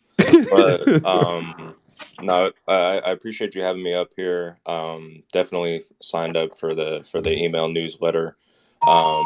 Appreciate the email, and I do read it, and it's very good. I appreciate it because with the Knicks, it's hard to be able to sustain anything else other than this team's emotional draining that it does on every single one of us. But and just real quick, want to shout out Bane Kai, Cook It Up, Justin, KP, Jay the Wakanda, Jay from Florida, Breeze, Most Theft, all you guys, what's up? Look, I think when it comes to the Mavs specifically and evaluating Euro basketball, look, I don't know about y'all, but if you've ever been to the gym, right, and you go work out and like the next day you like are like, oh, I'm gonna go hoop, and you're still sore. I feel like that's what's going on with Luka, right? But I'm over here looking at his minutes, and I understand he's averaging like 36 minutes a game, but the last like 10 games, it's like 40 minutes, 37, 35, 37, 38, 35, 39, and he's putting up 25 shots a game. So yeah, the guy's going to be exhausted. I think part of it you can say, okay, maybe it was because of the summer, but guys train really hard in the summer anyways. The Knicks have kind of been a proponent of that, going really hard during training camp over the summer, this and that or whatever. So I don't think everything can be attributed to it, but you have to also realize the role that he's playing. And of course, that's not sustainable. He can't be everything. He can't be the assist man. He can't be the guy that's putting up the most shots, the most minutes. So I just think it's, needing more from his teammates mostly. But getting away from the Mavs, look, the New York Knicks play basketball today. So that means that by halftime, Julius Randle will decide if he wants to play like he's going up against a Pro-Am G League team, or if he wants to actually act like he's playing professional basketball. And, it's been a problem with the Knicks getting sustainable effort. I appreciate the laugh track. But I think if you really want to laugh, that there's a conversation right now going on about AD coming to the Knicks. Somehow, Knicks fans have convinced themselves that Anthony Davis is actually an option. And I'm just confused because I thought we already had Porzingis. I don't think we need Porzingis Sr. in here. I mean, if the guy sneezes wrong, he could be out for 6 months. So the roster's going nowhere. It just makes no sense. Even Derrick Rose is like upset about not getting minutes now. It's a cluster. But one storyline to look at for tonight, this will be my last point. The Knicks are playing the Detroit Pistons at home tonight. Alec Burks, who has been hurt the entire season, is looking like he's going to make his season debut tonight. So right now on Hoop Spaces, I'm calling for Alec Burks to go 35-8-4 to send Tibbs and Leon Rose their last care package goodbye out of New York. I'm done with these guys. They don't know what they're doing. They're mismanaging this roster and the development. So, yeah, I'm ready for tank mode already, and it's 11 days into November. It's just really difficult to find an avenue of what the plan is with this team. We tried building around Julius Randle. It worked for not even a whole season because by the time that they decided to do this, it had already passed him by in 2021. Now we have Jalen Brunson, who's another ball dominant player. RJ Barrett's getting iced out in the corner, and now he's taking up after Julius Randle. And when he's not getting his shots early, just goes, insane, putting up horrible shots. And he's hitting his total stat lines, but his efficiency is terrible. And he might be the most blocked person in the NBA. So I hate to do it, but the Detroit Pistons coming in the Detroit Pistons coming to MSG tonight and just completely serving up the Knicks, I wouldn't hate it. I'll just say that. Wow. Sorry, I'm playing around with the. What the hell was that? That was wow. I'm playing around with the new toy that they gave me. So, it's a integrated soundboard within the Spaces host control. I don't know if you guys have it yet. If you don't, I'm sorry. I'm just having fun. Chris flexing on us. That's what you do. Well, no. Like what I find is funny is like this was one of the things that I screamed at them that we needed, and like when I mean screamed, so like in full disclosure, as members, he's got it right, and like they've been putting it on some people, but then they take it away, and they put it on, and then they take it away, and like it's frustrating. So like that's all. I'm just having fun. Alex gets it. He knows. EK, hop in here real quick, and then we'll close out some Mavs talk after JF goes, because I think he's got something for the Mavs. We'll close it out with Jose. Get a quick read in, plug the newsletter, which, by the way, like if you haven't even read it, like I don't know why not? Like you could actually probably read it while we are doing the show, and then you could put your email in there and subscribe. And it's real easy to do because like it just takes you to tap your screen a total of 3 times, right? Tap on the newsletter, tap on read me into your email address, and then tap subscribe. Like that's 3 taps. Like that's I don't know how much easier I can make it for you, right? Like other than allowing you to hear this awesome content for free. Help me out. If you look up top, there is a tweet that I'm going to ask that you retweet and like. In this episode or issue, you will see Hendo's interview with Kevin Durant. We want to give Chris Henderson like a huge shout out. If he's been popping in and out, but he's working and traveling. Want to be able to come up and talk about it. He has been grinding, and like he already grinds, but like he's gone extra hard, and he's done probably about half as many more interviews than he did last season already. So like the pace he's putting it out is phenomenal, and he's trying to drop it consistently for you. And then I say this all the time, like I go around the timeline and like all of you want different access and you want answers to questions. Well, if you want those questions answered, you have a way to get your voice heard. If you engage with people like Hendo, more than likely the question you ask is going to be asked and you're going to get your answer, right? If you hang out with Saint long enough, maybe you will get a tweet retweeted or quote tweeted by Kevin Durant because he's engaging, and that's what this platform provides, the avenue for that engagement. So when you come in here, it's awesome, and like the numbers are cool, but could you help me out and like and retweet? And if you have read it, say, yo, it's dope. And if it ain't, say it sucks. I don't care. Just say something. Before I go all Elon Musk. EK, go ahead. That was pretty funny, Chris. But speaking to Jose's point about the Dallas Mavericks issues with Luka's sort of, I guess, fatigue these past 2 games, I'm looking at his stats right now, and the key numbers that I think Mavs fans should try to look for in Luka is 35 and 50. It's 35% usage rate on at least 50% shooting.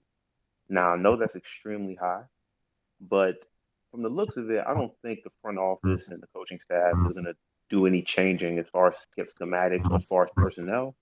So you have to bank on Luka clocking a 35% usage rate at least 50%. When he does that, I believe they've won all of their games besides one, and that was against New Orleans. But every other game where he's at least 35 usage, 50% from the field, they win. Also, for all the Mavs fans in here, I have a proposed trade for you. Chris, you can let me know if it's stupid or whatever. As you know, I'm a Rockets fan, and we're down bad. We're going to be down bad for the majority of the year, and I need to try to find some joy in this season. So I'm suggesting the Rockets giving the Mavericks Josh Christopher, Deshaun Nix, and the ever lovable Boban Marjanovic for Dwight Powell and Jaden Hardy. Straight up. What do you guys say? They would not do it. And neither would I. Jaden Hardy's the best player in that deal. Come on. Listen, you get Josh Then why is he Christopher not who's playing able to basketball learn. games? Because Jason Kidd doesn't think he's ready. Exactly. Listen, at the end of the day, Josh Christopher, he averaged 20 in the summer league. You get him under Jason Kidd, maybe Jason Kidd can mold him. You really reaching when you say he averaged 20 in summer league, man. Like you did. I'm gonna give you a point. That's reaching. By the way, I see a lot of greatness, like Doc Rivers and Steven Silas and Jason Kidd. So like I have to err on the side of these wonderful intellectual basketball mind head coaches here, and I really don't know why Jason Kidd isn't playing Hardy. I don't. Like, it's a great question that Pickup said. I happen to think Jason Kidd doesn't think he's ready, and I look at the team and I'm like, well, okay, and you might as well come to a team. Pickup. Question to you: You've been playing ball, 30 plus years. You've been watching it almost your entire life. What's Jason Kidd's problem, man? He's not a good person. I'm sorry. I mean, Jason Kidd is an asshole. And so I don't think he's a good basketball coach. We've seen him in Brooklyn, what he did in Brooklyn. I think he got the job based on being Jason Kidd, the top 5 point guard. What we've seen before, being a great NBA player doesn't make you a great coach or GM. That's it. Point blank. Yeah, no, I think you're right, 100%. We'll go to EK. Go ahead and finish up. And I want to get JF some 15, 20 seconds, and we'll close out of the Mavs with Jose. We need to talk some Wizards. Like, they won, and we don't ever talk about them. Yeah, also, it's funny we're segueing into the Wizards, because I wanted to say something about Kyle Kuzma and his just development over the past 2 years since he's left the Lakers. I think when he was coming out of Utah, a lot of people thought he was like a finished product. Like, his ceiling was like a guy who was going to average 18 points per game, and people say he reached the ceiling his second year in the league. And we're seeing his offensive versatility sort of open up, and I think that's because he's been given a chance to be a wing creator and also showcase the skills he's been able to develop in the mid post, as well as beyond the 3-point line. So shout out to Kyle Kuzma, man. You know, I live in the DMV. You know, when all the Washington teams are doing well, it's good for our economy, it's good for us all. So I may not be a fan of the Wizards necessarily, but I am a fan of Kyle Kuzma. Shout out to him. And like I said, Josh Christopher, Deshaun Nix, Boban. Think about it. Really think about it. No. I think you don't. You don't really need to think about it. I'm telling you. Well, okay, let me put it this way. Why would they trade for Josh Christopher when they could just pick him up? Like, he ain't going to be in Houston next year. That's very true. However, it's not about the Mavs. It's about the Houston Rockets. Well, it's about both teams, though. In the outset. See, this is the problem, man. Like, and you know who has a huge problem with this? Lakers fans. Like, Lakers fans, I'm sorry. This is your problem. Y'all always base the trade on what y'all want. Like, stop it. You got to base the trade on what both teams would view as productive. Like, I understand that. That's reality, but I'm emotional right now, and I said that in the beginning. So forgive me. I'll forgive you. I'll forgive you. And you know, as we do get ready to close out the Mavericks, we'll close it out on this wonderful How do I want to put this? We'll wait for Jose. JF, quick burst on the Mavs here, and we need to close it out so we can talk some Wizards. Yeah, Chris, I don't think Luka's necessarily doing bad. He's at 45% shooting of the for the year. Also, Tyler Hero's at 44% shooting for the year. But Chris, you know who's not at 44% shooting of the year? There's a lot of people who's not. Who? Specifically Trae Young. Tyler Hero made a statement earlier this year saying that he deserves to be up there, and it's proven. He's shooting 37% from the field, and Tyler Hero's keeping up with Luka. So we need to have an honest discussion about Trae Young, because I think he's still scoring 10 points. He's still 44% on the year scoring, shooting percentage. So we need to have a conversation about Trae Young and what's happening with him. Is he fading the better away Damon Stoudemire? Like you do realize, like, they told Trae you have the green light to take as many shots as you want because you have DeJounte Murray next to you. I don't know how that's working, Chris. Well, it's working. It's working to an 8-4 record.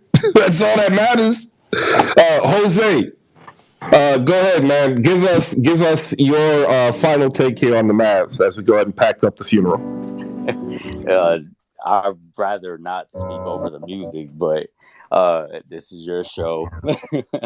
I will say, in defense of Reggie Bullock, I mean, if he didn't turn it around in January, the Mavericks probably wouldn't have went to the Western Conference Finals.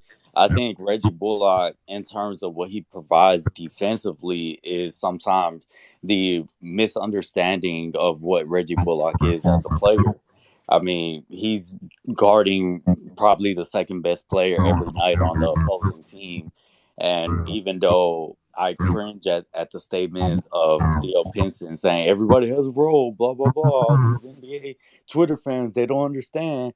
And it's frustrating as a fan sometimes when they're not producing for your team. But I'll just say that Reggie was a big help in getting to the Western Conference Finals. Now, for the Mavs as a whole, 11 games into the season, maybe in 9 more games, we might see something different. I'm not banking on it. But no, I wouldn't take Boban back on this damn team. Why? Because fans kept crying the whole time at the arenas to put Boban in. And I'm like, for what? So he could get torched on transition on offense? Like, bro, what are we doing here? Like, yeah, he's gonna get you maybe a rebound and maybe go out there to take the ball off the backboard or something like that when it gets stuck. But we don't need Boban back, and Jaden Hardy definitely needs to get playing time.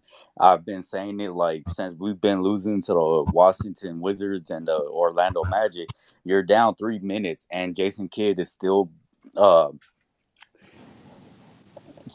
putting the starters out there with 3 minutes something left in the game. You're down by 10, and it's just like, bro, come on, call it quits. Luka's not on, nobody else on the team besides Spencer Dinwiddie's going. Why not put Facu out there, Jaden Hardy, Franklin Nkila, Josh Green, and hell, I guess JaVale McGee? Or if they want to be really creative, just put all small guards out there with McKinley Wright. Call him up from the G League. I really don't give a damn. If you're gonna play like trash, put out whoever you can. I know Jay the Wakanda's ready to talk about his Memphis Grizzlies. That's why he's up here on stage. So I'll go ahead and pass him the mic. And I'm going to use this moment before we give it to Jay to highlight Doc Rivers' greatness again, because that's exactly what Doc Rivers did against the Hawks, because that's what a great coach does. You gotta stop this, man. It's getting bad. Jay the Wakanda Tech Support. Good morning. Good morning, everybody. I heard that Rockets fan up here, and so I wanted to start day 3 of the campaign of Free Jabari Smith Jr. I'm tired of him being used like Kevin Love in Cleveland. But on to the Wizards. They're playing 500 ball. AJ, right quick. I don't mean to cut you off. You said Jabari Smith needs a real point guard, right? No, he needs a real team. Oh, okay. I mean, I don't think a point guard fixes send Christian Wood back. No way in hell. Not happening. Like you know what's really funny is there's no representative team that has employed Christian Wood that has said, yo, bring him back. Check out all the teams he's played for. Take that as you will. I'm not making any statement. I'm just putting out what's been said. Jay, real quick, tell us your take for today. I want to get some Wizards talk in here because they got some cool things brewing with Coach Bickerstaff. Yeah, that's what I want to talk. I want to talk about the Wizards. Well, then go talk about the Wizards then. Go ahead. What I love about the Wizards, because, at the beginning of the season, I said that they were going to be my favorite league pass team and they were a sneaky play-in team. And so I've been keeping an eye on them. And you know what I love about the Wizards, Chris? What do you love about the Wizards, Jay? They take the shots that they can hit. You know what their 3-point percentage is as a team? What's their 3-point percentage as a team? 31.4%. You know how many threes they take a game, Chris? Not that many compared to the other teams in the league. They take the second least threes per game at 29.2. And that's why the Wizards are a 500 team, Chris. They take the shots that they can make. They don't foul. Now, do they get a lot of steals? No, but they do get a lot of blocks, and they don't put their opponents on the free throw line a lot comparative to the league, man. The Wizards are a well-coached team, and I am I'm seeing progress. I'm seeing progress. And I like what the Wizards got going on. What do you see about the Wizards, Chris? I would like them more if they would not start Anthony Gill. That's first. I love the story. I'm always happy anybody who makes the league. It's hard to get there. But to see Will Barton, Daniel Gafford, or Rui Hachimura on the bench, not starting when all you're doing is running out Anthony Gill for 15 minutes and 4 fouls, like I don't understand. I would like for them to fix that first.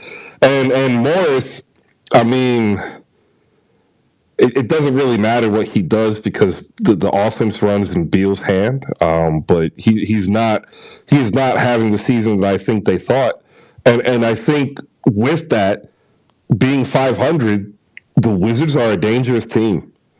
We always kind of look for a team that might surprise us, and like last year they went out into a surge and then they kind of collapsed, and now they're at 500. But the difference is like they're at 500 with a core that's asking for like a legit number one, and you could look at what the Lakers fans are clamoring about with this idea of trading AD for Bradley Beal in this endless rumor mill. But, like, I get it. And if I'm the Wizards, I'm not going to lie, I'm probably shopping Bradley Beal. Because I think if you were to get the right player in return, you'd be looking at a team that would be dominating and rebounding. They fouled generally less than 2/3 of the league. They would be able to extend quality, efficient shots, increase their 3-point shots probably by 5 or 6 a game, put them in the mid of the NBA, and you'd be looking at a team that would be averaging 116 points per game.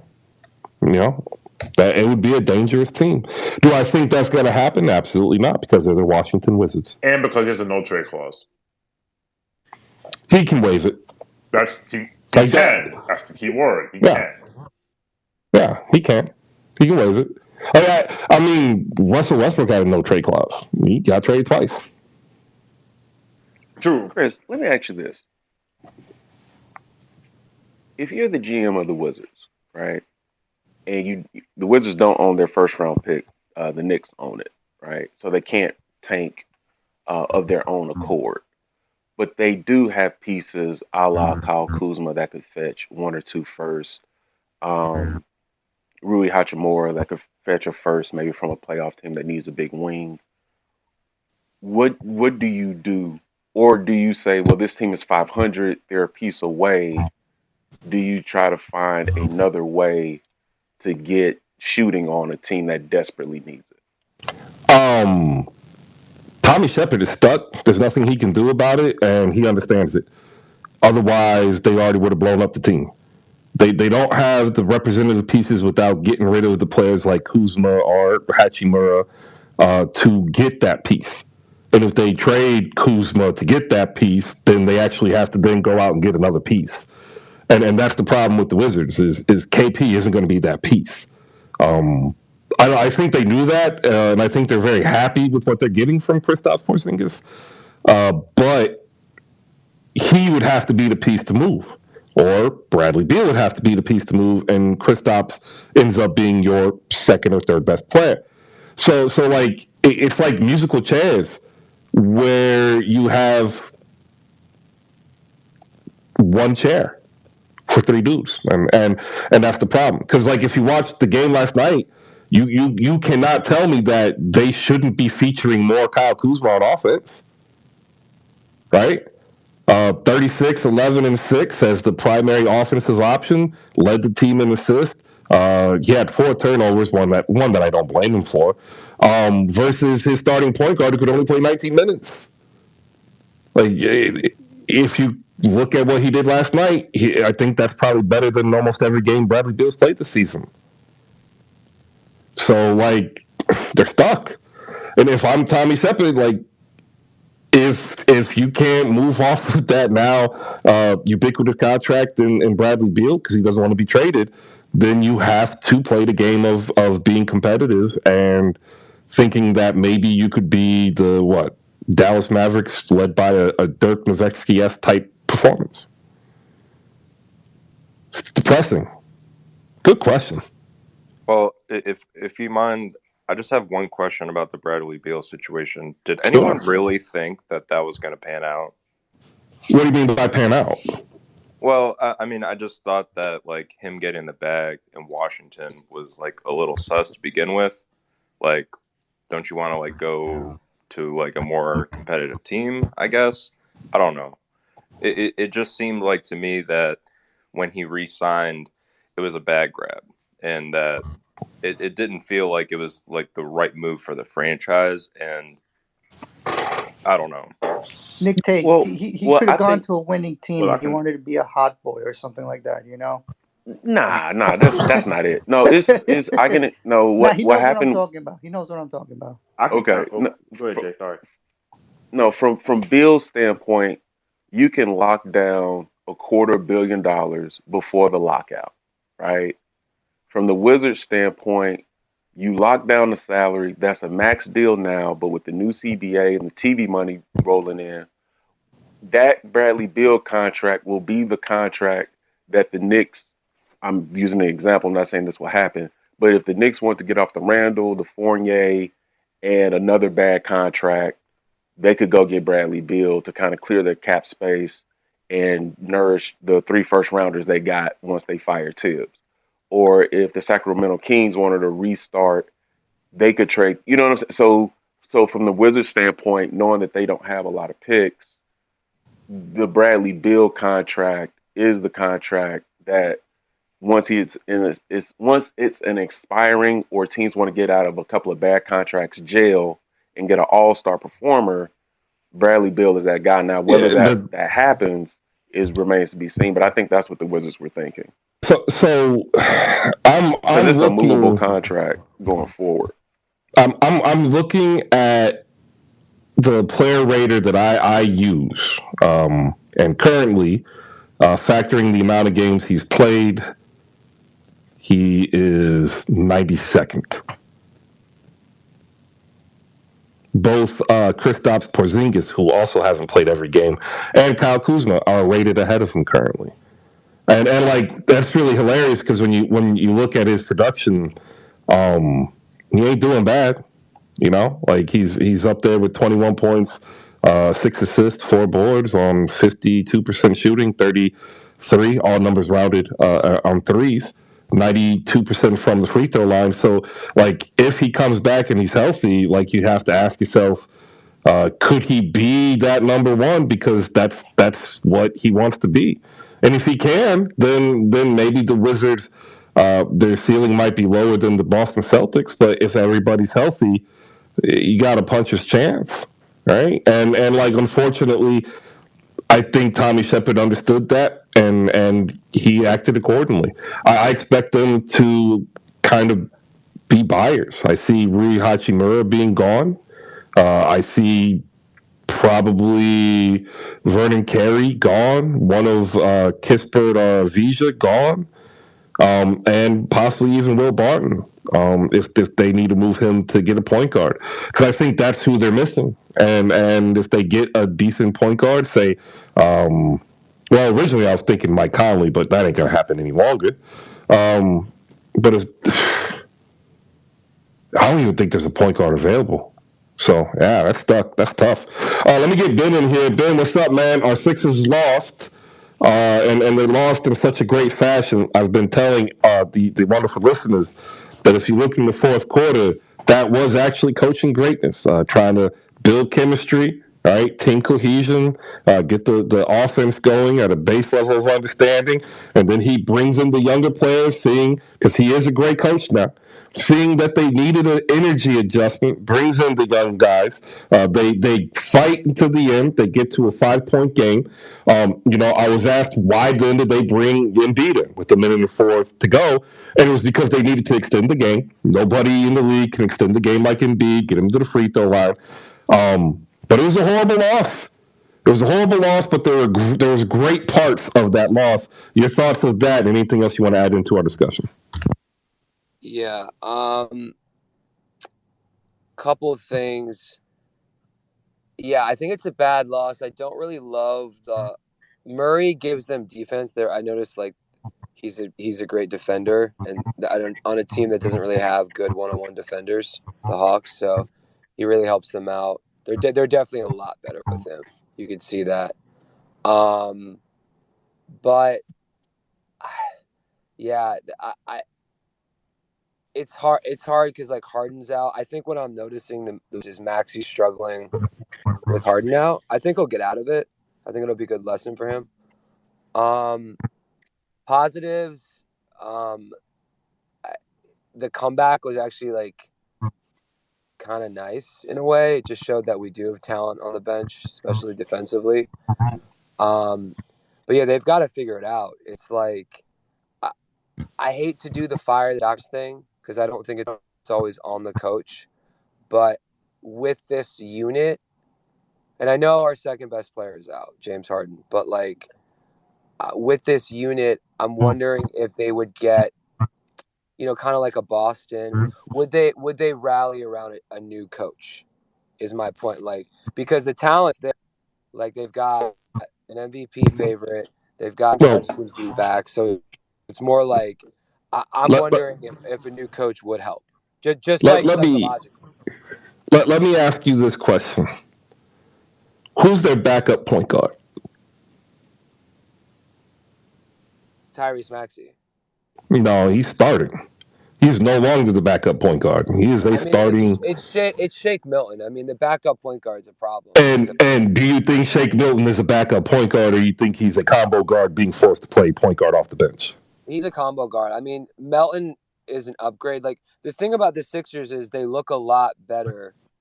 In my opinion, I know they're 5-7, but I don't like early. I don't like early predictions because difficulty is schedule, and I don't need to play the excuse card, but difficulty is schedule matters. Like the Sixers went 8-2 last year because they were playing like a bunch of Indiana Pacers teams. So no, it's the truth. And then they ended up 16-16. Like the pendulum swings, right? So like the Sixers started out the season playing the Bucks and the Celtics, two contenders. And so I don't want to I need 20 games before I freak out. But if there are 2 games below 500 or 20 games, yeah, I'm like, I don't know. It needs to be something because Embiid looks good in my opinion. The turnovers are a problem, but he looks good. Maxey's a slump. I don't mind Tobias. The bench is kind of figuring out. The Harden thing's a bummer, but I don't mind what I'm seeing. It just seems to be the rotations. I don't know if you know. But again, there's a problem with that. If they don't have. Did you see the stat? There was a nuts stat. So when they were down, when they took in the whole starters out, they were like a -30 when Embiid was not on the floor before that little run. I mean, it was Yeah, no, I saw it. -30.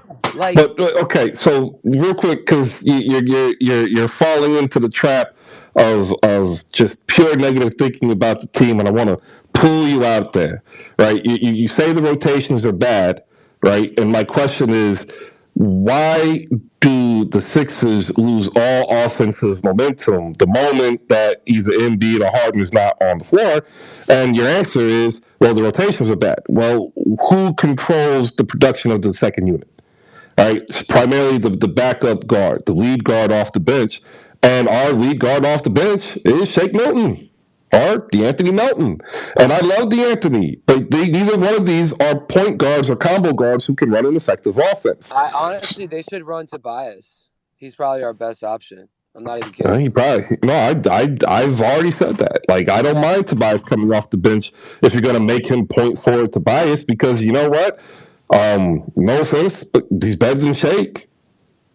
Right? Like, I trust Tobias making the decision more than I trust Shake Milton making the decision. I trust him making the offensive decision more than I trust DeAnthony Melton. He's proven he can put up 20 points per game through the course of the season while averaging 7 boards and 4 assists. So, like, I like that too. Yeah, and keeping it positive with DeAnthony Melton, the Sixers are sneaky. I think they're top 4 in points allowed. There's like weird stats that the rebounding is still a problem, but it's better, unfortunately. But I do like we are a much better defensive team with Melton and Tucker and House. We just are. And you bring back Harden, and he's healthy, and we go 55% wins the rest of the season, you, Chris, and we're fine. If they, what I want them to do, because we have 5 days off, the Harden injury actually happened during a good time, because after this Utah game Sunday, we have a back-to-back. If we can win Atlanta, Utah, that'll give me a little more confidence. And then we have 5 days off, and we play the Bucks. And then after that game, we've only got about a week left till James comes back. So, you know, we just have to kind of weather the storm, because I'll be honest, like, the last 2 games, like, yeah, we need Harden and point guard. He's a playmaker, and we need. Yeah. All right. Appreciate it. I think we're fine. I think we are still caught in the mistakes made by Daryl Morey. I understand why he made some of these decisions. I just don't agree with them. All right. With the Wizards, I wanted to say one thing about the Wizards, and rebounding is something that translates and it travels, right? And the Wizards are a phenomenal team rebounding, a phenomenal team rebounding team, right? Like, you at any given day can have 4 people pull down 8 or more boards, right? And you have 4 people, I believe, averaging actually it's like 7.6 and higher. And if your baseline rebounding, right, is at the level of the opponent's best ability to rebound, you tend to put yourself in the position to control the game. And like, this actually also is part of like the Toronto 6-9 vision. Like, they want this ability to be able to rebound from every position so that they can immediately turn, push pace, right, and put pressure on the other team in transition, which then gives them more open shots. And like, it's a big reason why Pascal Siakam is having the season success that he is. And I can't wait for him to come back, and hopefully he's healthy. And Washington is not taking the 6-9 vision, but they're sneakily actually trying to do the same thing in rebounding. And like, it's really working. Barton had 7, Gafford had 10, Goodwin had 7, Rui had 8, Kuz had 11, Avija had 6. Like, every time there was a miss, the Mavs had 0 chance of getting second chance points. They had 0 chance of really rebolstering their defense and getting an effective offensive transition, right? And that matters, and it carries. And I think we need to highlight that. And that's phenomenal coaching from Bickerstaff, who's actually taking a roster that's technically in flux because they brought in a whole bunch of new pieces, and he's on the fly, just like, you know, you're supposed to put together a competitive team that seems engaged, communicating well with each other, and has a great chemistry. Last night, as a team, 49 from the floor, 40 from 3, 95 from the line. They out-rebounded by 11, 52-41. and they passed. They out assisted, by 6. That's what you want, and as long as they're able to do that, they're not going to be an easy out. Like, even if the Sixers are healthy, they're not going to be an easy out. Even if the Nets are healthy, they're not going to be an easy out. And I think they are going to be the line. Like, they are the probably at the 6-7 level. So if you're on the Eastern Conference and you want to judge your team, you have to judge your team this season right now if you can beat the Wizards or not. And that sounds crazy to a lot of people, but I just wanted to shout them out. Doing real good. All right, EK, your hand is up. Go ahead. Then we'll go ahead and reset the room. We got some games tonight to get to as well, and we'll briefly talk about the Portland Trail Blazers and the New Orleans Pelicans. Go ahead, EK. Yeah, Chris, thanks for letting me up, man. I wanted to ask you a question regarding your Sixers or regarding the, I guess, backup point guard situation. I don't know if you're familiar with the current free agent point guards that are out in the market right now. If you are, which, I guess, free agent point guard would you want the Sixers to pick up? I'm looking at the list now, and I see some guys who may be serviceable in that second point guard role, like a Trey Burke, maybe even a Chris Dunn. Yeah, nah. I'm good. I'm good on Chris Dunn. Payton, he's only 28. Yeah, I'm good on Chris Dunn. I don't think I would take a pass on. Oh wow, just forgot his. I see the face, and I know he went to Michigan. Burke. Take a pass on Burke. I would probably go to Isaiah Thomas first. Really, Do you need a shooter? Yeah. Like the same role he played in Charlotte last year is what I would probably say. Hey, we want you to come in. We want to give you 16, 18 minutes, right? And what we want you to do is use your intelligence and your ability and quick shot to just extend and keep pace with the backup offense. And like, he's gonna get ate up defensively, but like, you supposedly built in, defensive anchors because of Harden. It's not like Harden ain't gonna get cooked, so he should be able to exist next to DeAnthony Melton and Matisse Thybulle. And remember, like, in this world, they're staggering Embiid and Harden. So like, when he comes in for his first 3 or 4 minutes, like, he's really just an off-guard floor spacer, right? And then, like, say, because Maxey will have the ball, and then Maxey goes out. Then we'll play through Embiid, and again, he's going to take that guard away from Embiid so he doesn't get an easy double or make it available for an easy triple team on the low block, and we can move Embiid to that high post position that he likes, and he knows he can throw across wing, and he'll have a guy who's going to hit at least 1 out of every 3, right?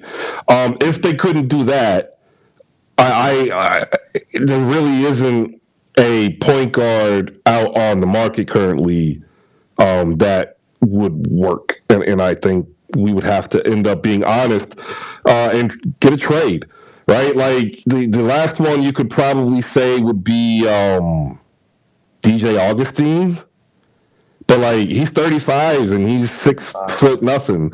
So like, yeah, it's just bad. Like, Peyton Pritchard's available. He ain't necessarily a prototypical point guard in the NBA, but like, why not? I would say, to answer the question, I think keep an eye on Charlotte, because they look like they might be tanking for Victor. So they've got a lot of point guards I would take. What, DSJ or Theo Maledon? None of them are going to be able to do what this roster requires, and we can't afford Terry Rozier. So like, that, they don't have anybody that we can actually afford. That's the problem. I mean, maybe if they brought in, like, maybe if LaMelo goes on IR for whatever reason because he's not responding to his ankle treatment, and that forces them to bring in Kemba Walker, right? And that would probably tell you they're tanking. And then Terry Rozier is traded. Like, the easiest way we would be able to say is, let us be a third player in that deal. We'll add in 2 seconds, and we get the backup point guard off that second team. So, like, let's say Terry Rozier goes to the Knicks, right? Well, let us give you 2 seconds that can convey, heavily protected to some random first and some cash considerations, and we'll pick up IQ who wants to get out of New York, right?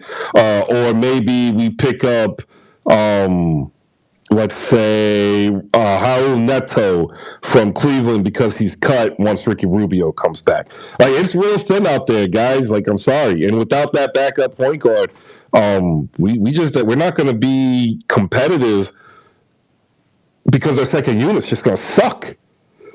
Like, eventually they're great at what they do, but gosh, like, we don't, like, it's bad. And that's the Achilles heel. That's a good take. Look at Javon Carter. That's a good take.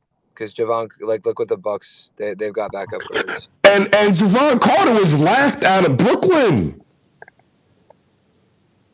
Like, just think about that. Brooklyn had him, and they said, we don't want you.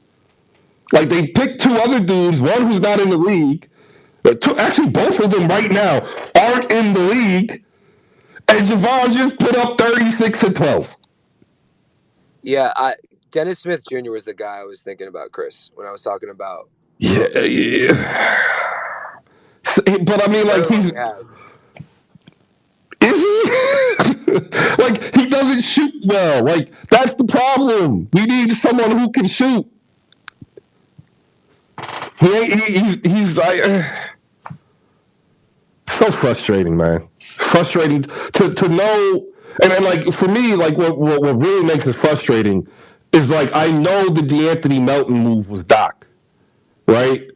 And we all know that the PJ Tucker and Daniel House move was Morey. And, like, the entire time, one side had been asking, like, we need this. And, like, the other side is like, no, we're good. And now, like, the dude who was saying we need this ends up being right and is now getting the lion's share of the blame. And I'm like, I'm sitting here like, I don't know what you want him to do when he tells you what you need. And then you're like, hey, I know you need molasses, but here's some white table sugar. Like, that's what happened. And so, he's trying to make the best out of it, and he's getting lampooned in social media and the media, and that being Doc Rivers. Like, that's how your season's not going to be what you expect it to be, because there's no easy fix for something that had an easy fix in the beginning of the year. And so, like, no lie, we're a week away from, if James Harden comes back with bad news, we'll call the Lakers about Kendrick Nunn.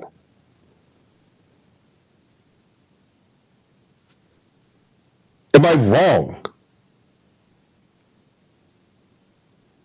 Yeah, see, I'm not. Like, imagine 1 week from today, it comes out, hey, this Harden foot injury, a little bit more serious than he'll be back in about, a month. And where does that leave the Sixers? Hey, we'll trade you Fortner Korkmaz for Kendrick Nunn. How about that? Hey, Chris, I don't want to be shameless here, but do you need some shooting? I'm just saying, Evan Fournier. We can't afford him. We'll take anything you have. We cannot afford him. Damn it. We can't afford Robinson either. The shooting's actually not that bad. Well, no. The shooting on the starting unit is not bad. With Harden, the shooting's good. The shooting's not good. With Harden. No. Hear me. The starting unit, the shooting is good. Right? The bench unit has shooters who can't make their own shot or really actually run around screens well. So they basically have to be, hand-fed the ball in their position to hit their shot. And we don't have that ability because we don't have the basic necessity of a backup facilitator. Like, call Evan Turner. What's he doing? Help us out. I'm lost with the Sixers. This is bad because I don't think Harden's healthy. I don't think that foot is healthy. And I think we're going to get bad news. And then where are we? Yeah, I mean they usually like Precious Achua had a similar injury, but it requires surgery. So I'm with you. Like we have to wait it out, but I feel like he would have needed surgery already. Oh, a shout out to Precious Achua because like he's out. Yeah, they're beat up now. That team, the Raptors. Yeah, I saw that injury news break and I was like, damn. Like that was it's just like, Pascal first, okay. You can make that work. You know, Coloco's been phenomenal. Achua can eat up minutes at least. You know, and he's fun to watch. I mean, he's frustrating for Raptors fans. For me, he's fun to watch because he's frustrating Raptors fans.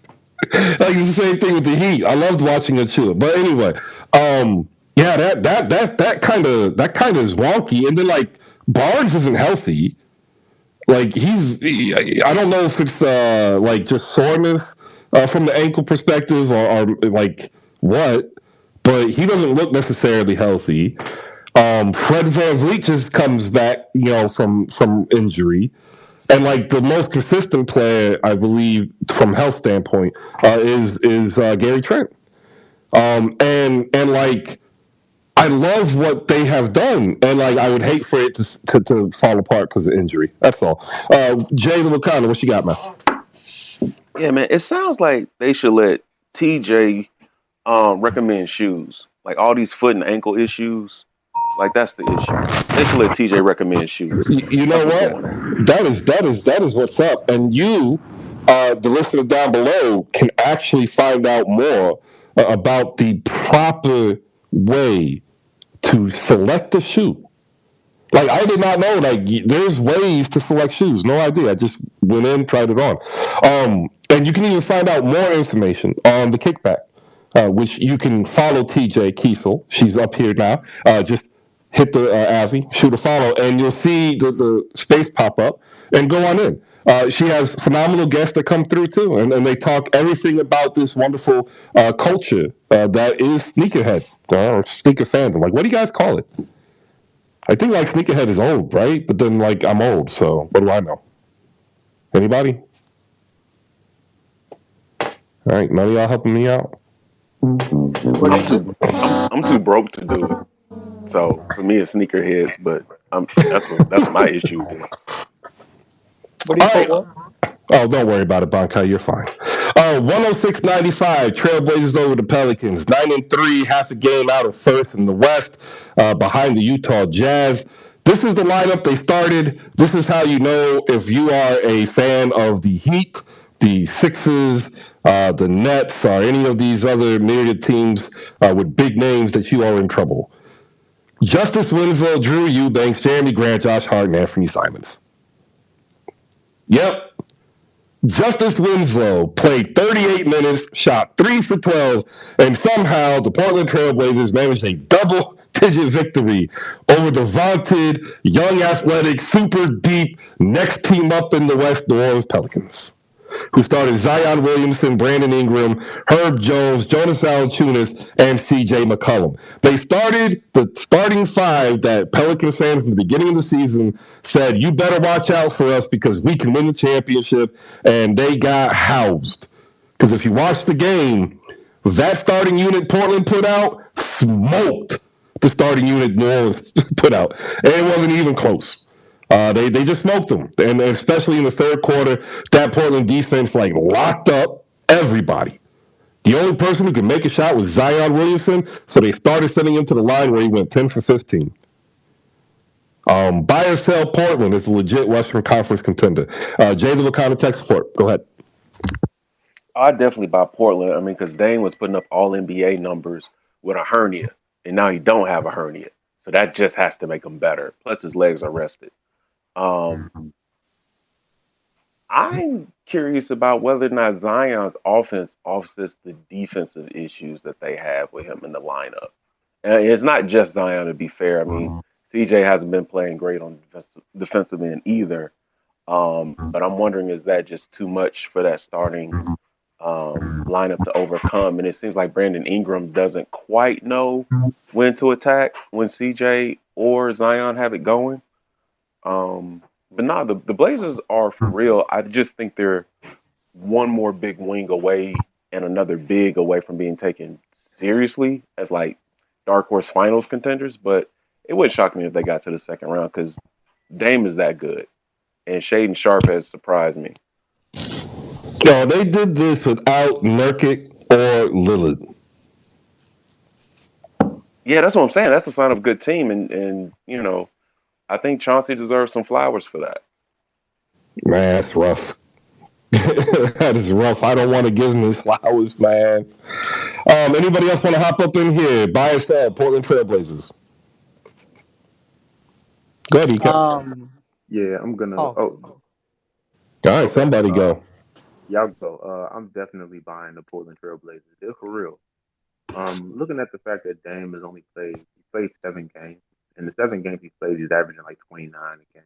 You know, he's doing what he normally does, but the ascension of Anthony Simons in the offense is something that was kind of percolating towards last year, and that's where I feel like when with teams who maybe have down years, who have strong cultures, it's important to get those young guys in towards the tail end of the season that's not going so well, when you know you're not going to make the playoffs and you know you're really not going to do anything in the postseason, because it gives those younger guys an opportunity to kind of learn the offense, give them more opportunity to go out there and show what they can do. That way, coming up on the preceding season, they can come out and they have more confidence to come out and actually perform. And that's what Anthony Simons is showing.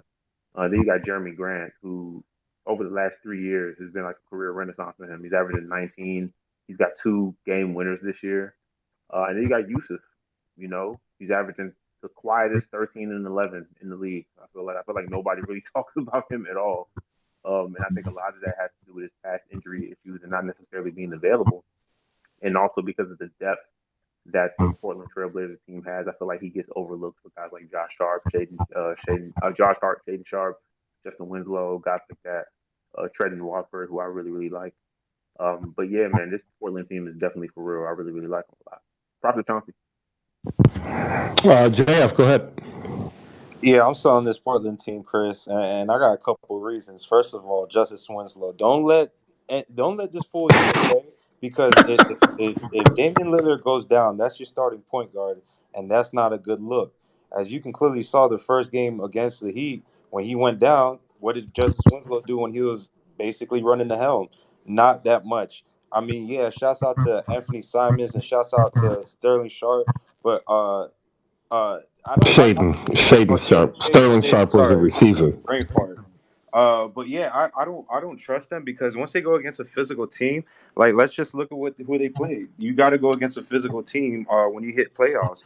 And I think in the West, you probably will hit it once everybody starts taking their midseason form. But I think you had a good analogy about axles. I think Dame Lillard is a really big axle, and these pieces around him, like Jeremy Grant and Justice Winslow, uh, and Anthony Simons, like they're just miniature cogs because once Lillard goes out, like we don't know how consistent Anthony Simons can be or any of the other guards. And Josh Hart, man, he just comes out of nowhere sometimes, like he did against us with that final 3. Like he really just came out of nowhere with that. So, I mean, I think it has to do with a lot with Chauncey Billups and how he has been coaching them. But can this roster go ahead and stand the test of time?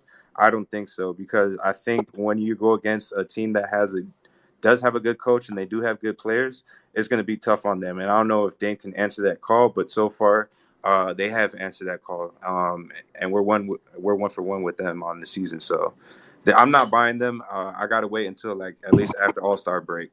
All right. Well, we all know that Justice Winslow would be the perfect 4 next to Bam. Bonkai, go ahead. Chris, stop. I was gonna say sell. I know these are really feel good stories, especially for the fans of those teams, and I'm not taking anything away from that. But I think it's better to give it like 20, 25 games or so, maybe a little more just to see, not a little more, but I say 20, 25, just to see if they're actually for real or not. I actually.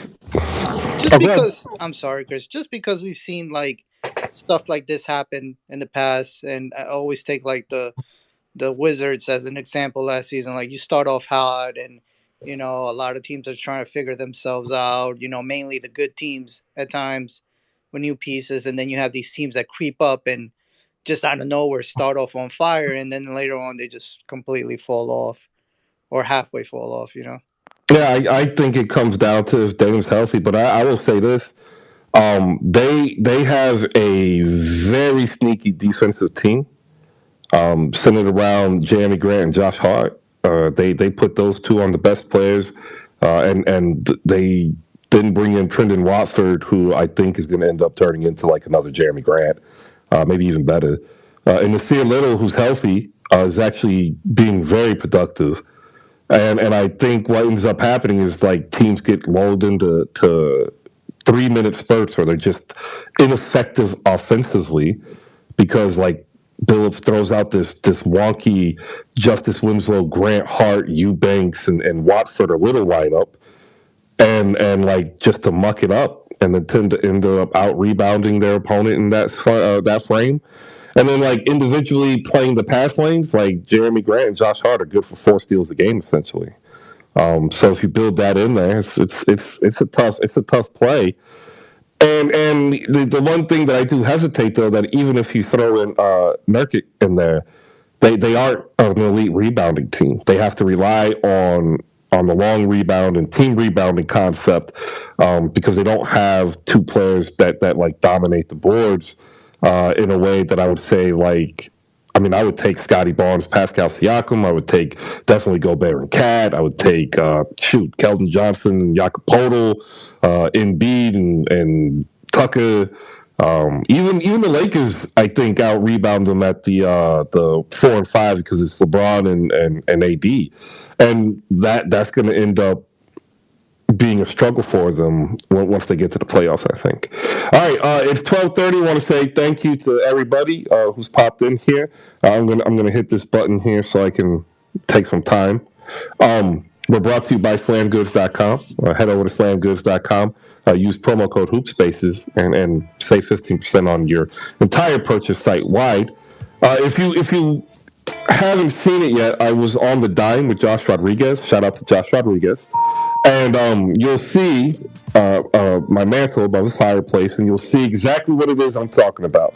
It is the trilogy of Kobe Bryant magazines that they have released over the course of the existence of the magazine. There's also the AI one, too, which is dope. The AI one, which is actually one of my favorites. I'm actually going to pull it down here. It's also got the Julius Erving interview in there.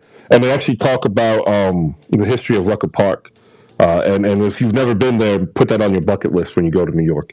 All right, SlamGoods.com. That's the website. Promo code is HoopSpaces. 15% is what you save. So when you go over there, help us out and hook yourself up with some good gear.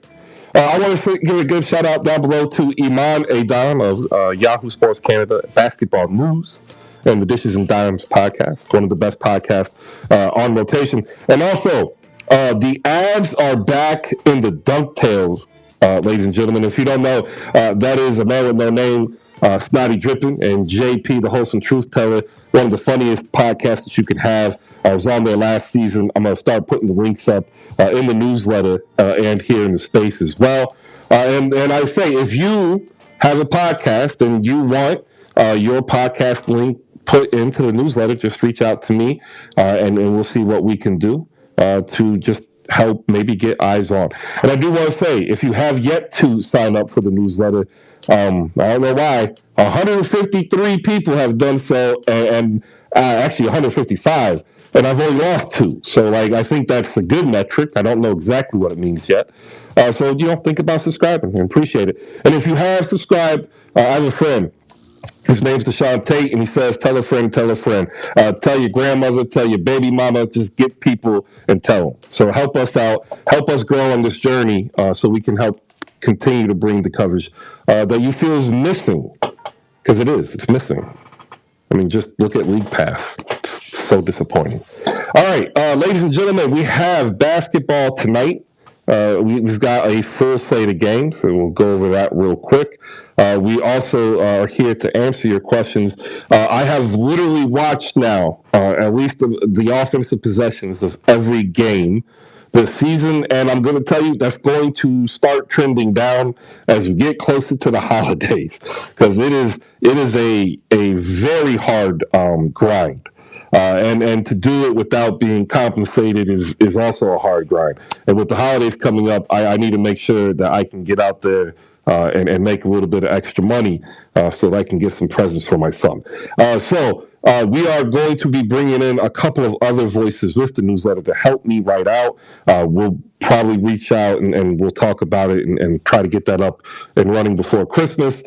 So you're not only going to hear my words as you've been reading them now with the recap, you're going to start seeing like Malika Walker, who's writing a piece on Bernard King, and a couple others.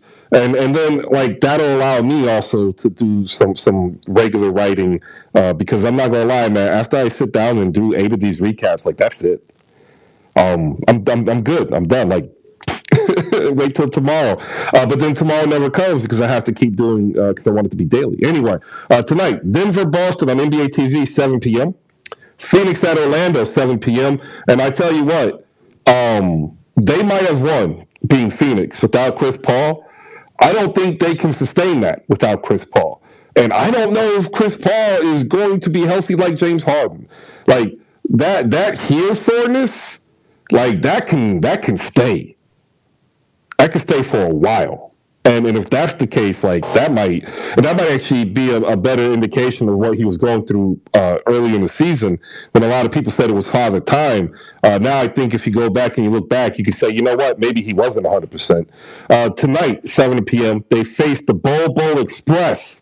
And if you want tickets on the Bol Bol Express, hit me up. You know, they still taking tickets.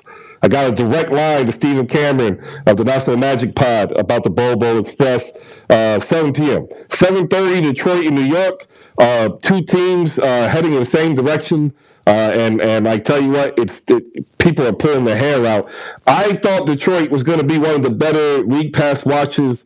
And if you were watching them based upon my opinion, I hereby offer my formal apology. I just don't get it. And I fear now that we're going to see Cade Cunningham and Jaden Ivey, Jalen Duren go through something that I wish no young player goes through. I think Dwayne Casey's days are numbered, and I'm not necessarily sure the answer's on the current staff. And that means different development. That means high anxiety and stress, and that can actually affect, rookie play and sophomore play. And like if they start playing bad because of the adversity, man, it's just going to go downhill from there. New York, I'm starting to agree with the idea that maybe a new voice might be needed. And if you look at the history of the track record of the current head coach, that seems to be the same thing about 4 years in. You're just sitting there and it's just like, okay, like we're good. You good? We're good. We're good, right? And you're not. It's like, a bad relationship right now. And I don't see it really changing because I don't think either party wants to change. And I think, unfortunately, that might actually mean, unfortunate for Knicks fans, fortunate for the rest of the league, that James Dolan can return.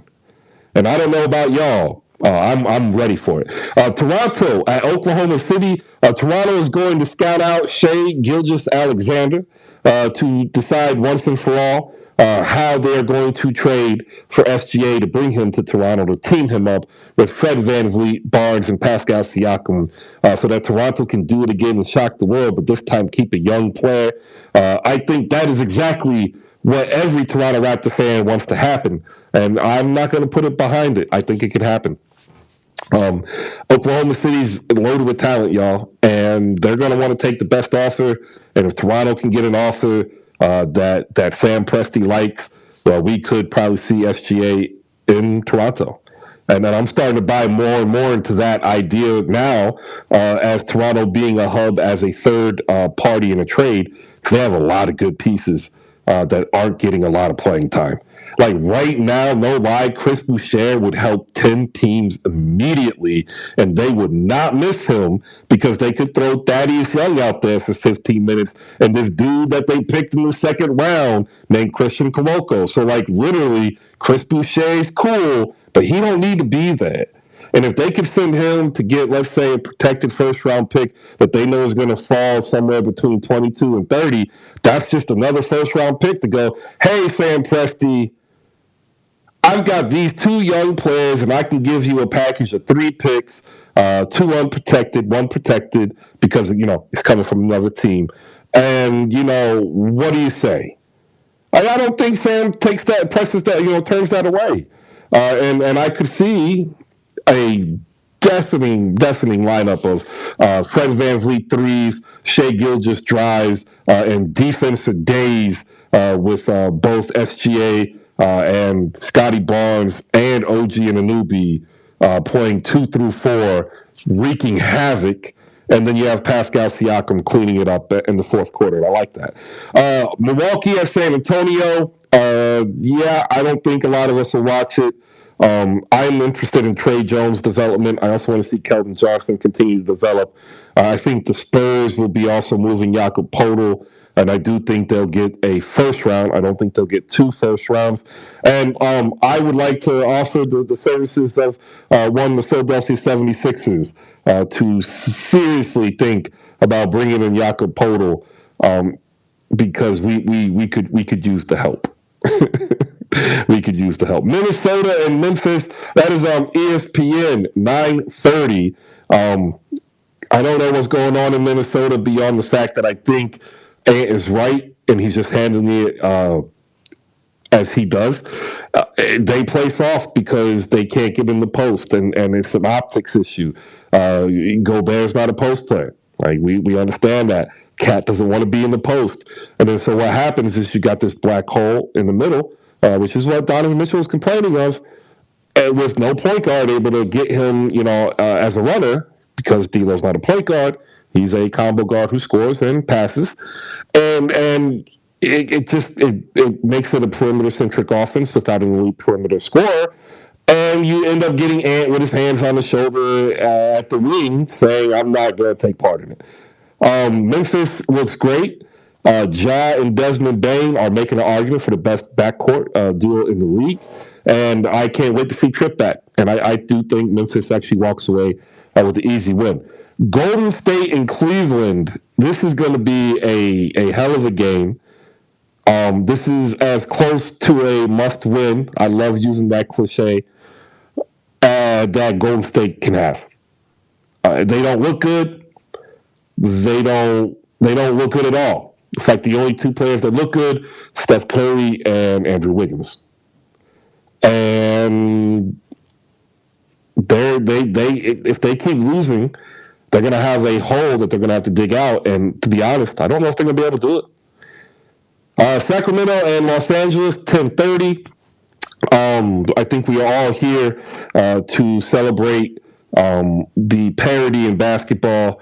And I think we are all believers in karma. So I believe that we are all smiling on the inside to see Sacramento possibly turning the corner under Mike Brown. Y'all thought I was going to make fun of the Lakers. I think they did it. I think they have a lower floor, lower ceiling, though. But I do believe that they are going to be able to compete with 500, specifically as Keegan Murray gets more adjusted to the pro game and becomes a more efficient player. All right, that's at 10:30. There you go. That's your schedule tonight. Bonkai, your hand is up. Go ahead. Yeah, you mentioned the Bol Bol Express. I can't wait for the matchup of Bol Bol and Victor Wembanyama next season. That's something I want to watch. Oh yeah, I'm here for it. Like, can you imagine them isoling up on the wing, 7-5 versus 7-2? Oh, that'll be so amazing. Like, what happens if Wembanyama drops drops Bobo? Like, you know what I mean? And then takes 2 steps and dunks it. Like, Crazy, right? Yeah, I'm all for it. Shout out to Bobo. Like, people people made fun of him coming out of Oregon early. People didn't think he'd be able to fit in the league. People said, like, there's no way he'll be able to play down low, and he's here. So, shout out to Bobo.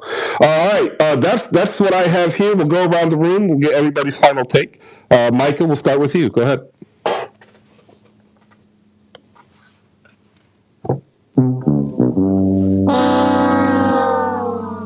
Yep.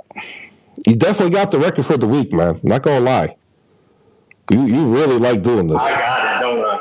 Yeah, for the week. Yeah, for the week you do, not for a day.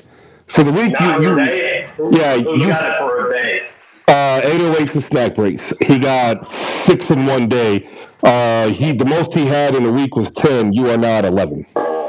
Oh, okay. So anyway, final take. We need to do better. Like, I don't know. I don't know how it gets fixed. I don't know how they get more talent, but like I've been saying, we're witnessing the implications of trading for broken superstars on max contracts. So hopefully we learn a lesson. Hopefully others learn a lesson. But there you go. All right. Appreciate it. I feel for the Maverick fans. They were sold something. It's not come to fruition. But I have a trade for you. All right.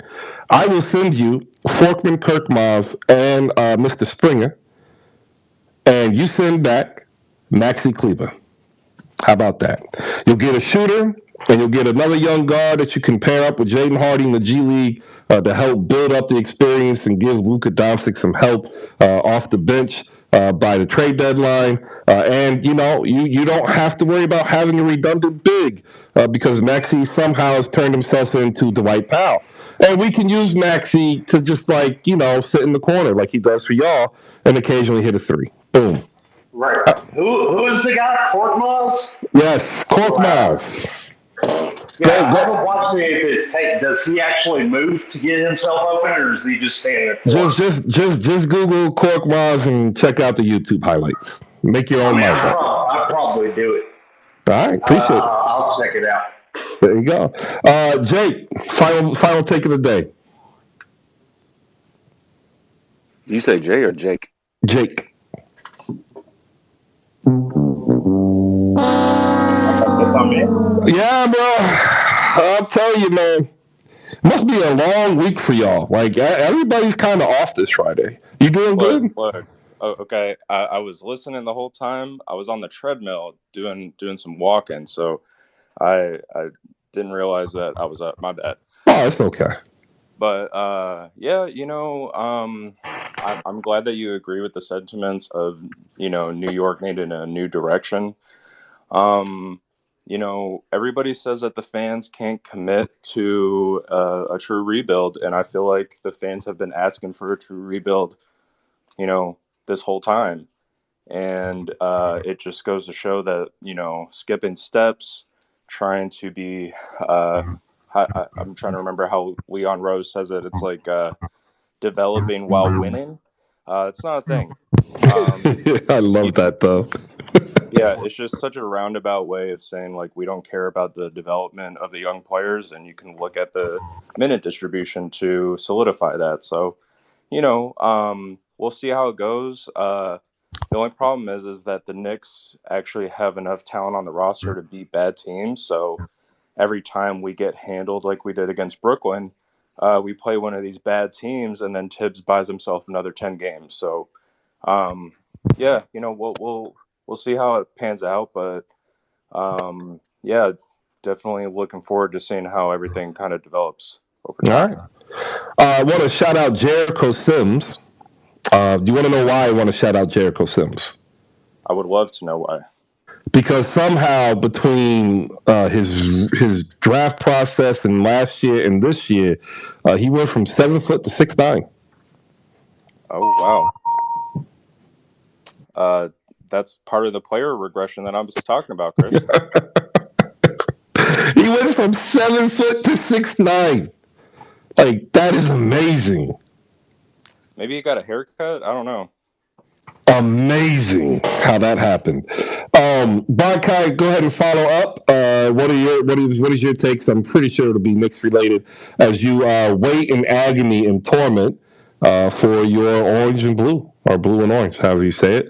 I do want to say to Jose and to you, because I know both of you do actually like Batman and KP kind of I feel for you. I actually lost, somebody I met who was an idol of mine growing up, who did voiceover work, and it hit, and I don't even watch the show anymore because I hear the voice and it hits. So yeah, that's definitely rough. There's no shame in admitting it. So if you are feeling a certain way for Batman, I feel for you. That doesn't change the fact that he's overrated. But there you go. Go ahead, Bakai. Thank you, Chris. I actually just finished playing the trilogy of games that he voices Batman in. So yeah, it was definitely unexpected, really sad news. But on another note, those Wizards, the new uniforms, the cherry blossom ones, are cold as hell. I don't care if anybody disagrees. Love them. And as far as the Knicks, I'm not excited about tonight's game. Maybe once the game starts, I'll get into it. I'll get hyped up. But as far as I'm concerned, right now, I'm not excited. I don't know what to expect. I don't know which team is going to come out. The team that beats teams under 500, or the team that just came out against Brooklyn and the second half against the Hawks and just doesn't feel like playing any good basketball at all with no effort. So I'm not sure what to expect. And again, Tom Thibodeau has to go. A new voice in the locker room is needed. Happy Friday. Right? There's news that has broken out, and I haven't really covered it because I'm exhausted by it. Joe Tsai, owner of the Brooklyn Nets, spent time with Kyrie, and whatever. I'm tired of it. The PR is going to be horrible. There's a term for it. I'm not going to use the term for it. It's just bad. Hire a PR guy, okay? Hire one. And then when you hire that person, listen to what they say, right? Don't hear them. Actively listen to what they say. Because even I could have done better. And I'm not a PR guy. So we'll talk about it next week as more info comes out, because of course more info will come out, because again, it is a bad PR job. They have the resources to hire a PR guy, but instead they like to do things differently in Brooklyn. So there you go. Breaking news 30 minutes ago. Joe Tsai talked with Kyrie Irving and everything's kosher. Pun intended. Mixed reviews there, huh? Like that. If you do want to follow more Nets news, and if you want to hear a lot of what Nets Twitter is going through, there's a guy in the building. He's got a check mark next to his name, too, because he, like me, was like, I like to edit tweets. And if you are making fun of us, because trust me, so many of you sent that stupid meme, I'm sitting here yeah, and you eat McDonald's. Wait, hold on. Let me get this straight though. The check disappears by the end of the month. That's what I'm understanding, right? Why? Well, there's no point in keeping it if to the people who bought it, right? If they're not gonna open it for everybody else. Otherwise, all they're gonna do is create a whole table of cool kids, and then we'll just make fun of you incessantly because you weren't smart enough to spend the $8 to get tweet edit ability, long form video, organizational bookmarks, and extra data storage for $8 a month when you go eat McDonald's. Okay, so then you get to keep all of that stuff, right? Yes. Okay. Okay. I thought that stuff was gonna go away too. No. Because I saw somebody posted saying okay, well, he's taking everything away and starting on from scratch or something.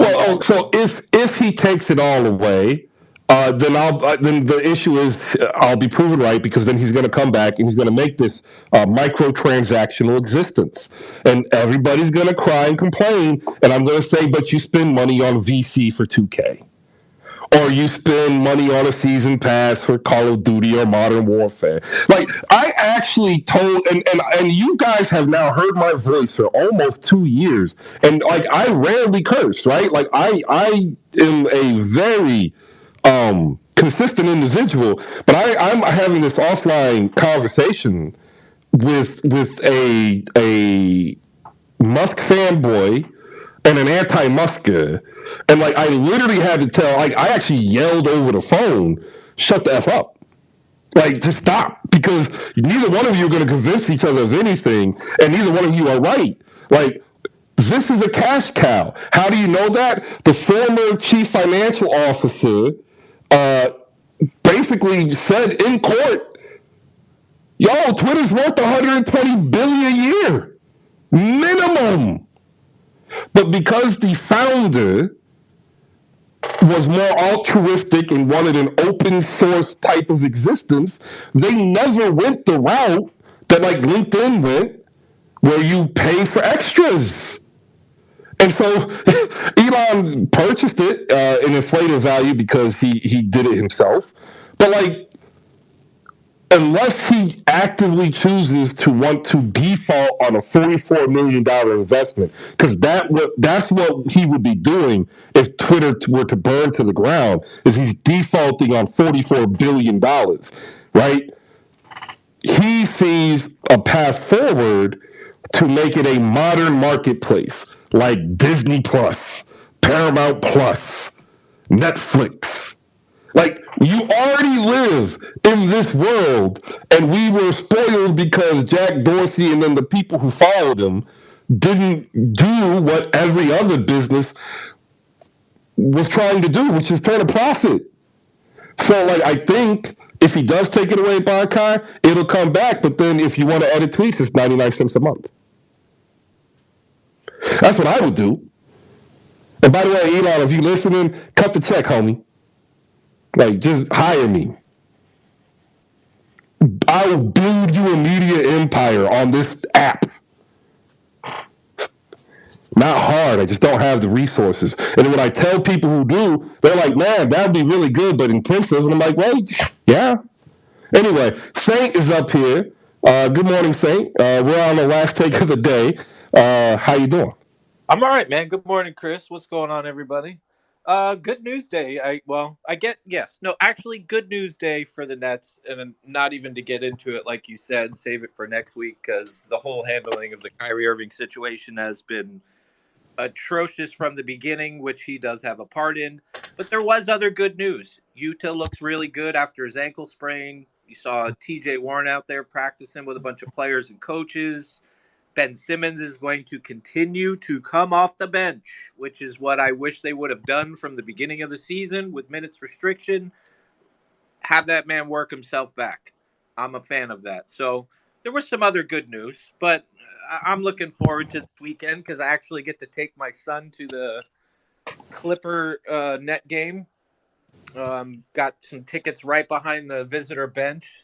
So I'm excited. My kid's first basketball game, so that's going to be fun this weekend. The chippiness in your voice, man. It's you're just so happy.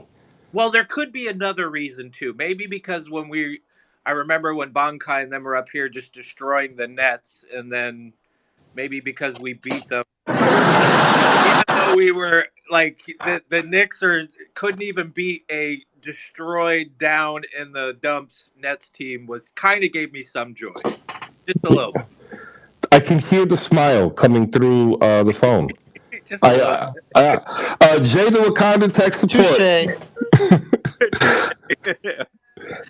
What's your final take, Jay? My final take is shout out to Dion for being a leader and letting Bethune-Cookman use the facilities as they were displaced by the storm. Prayers up for Florida in general. It's still Jackson State by 40. And I'm excited for the college basketball season to jump off with Tamika Reed, who did not lose a conference game last year, and Mo Williams leading the men's basketball team. Man, I'm excited for college hoops. I'm definitely going to go to the games. And the Grizzlies play tonight, and I'm ready to see fourth quarter All Star Desmond Bain do his thing.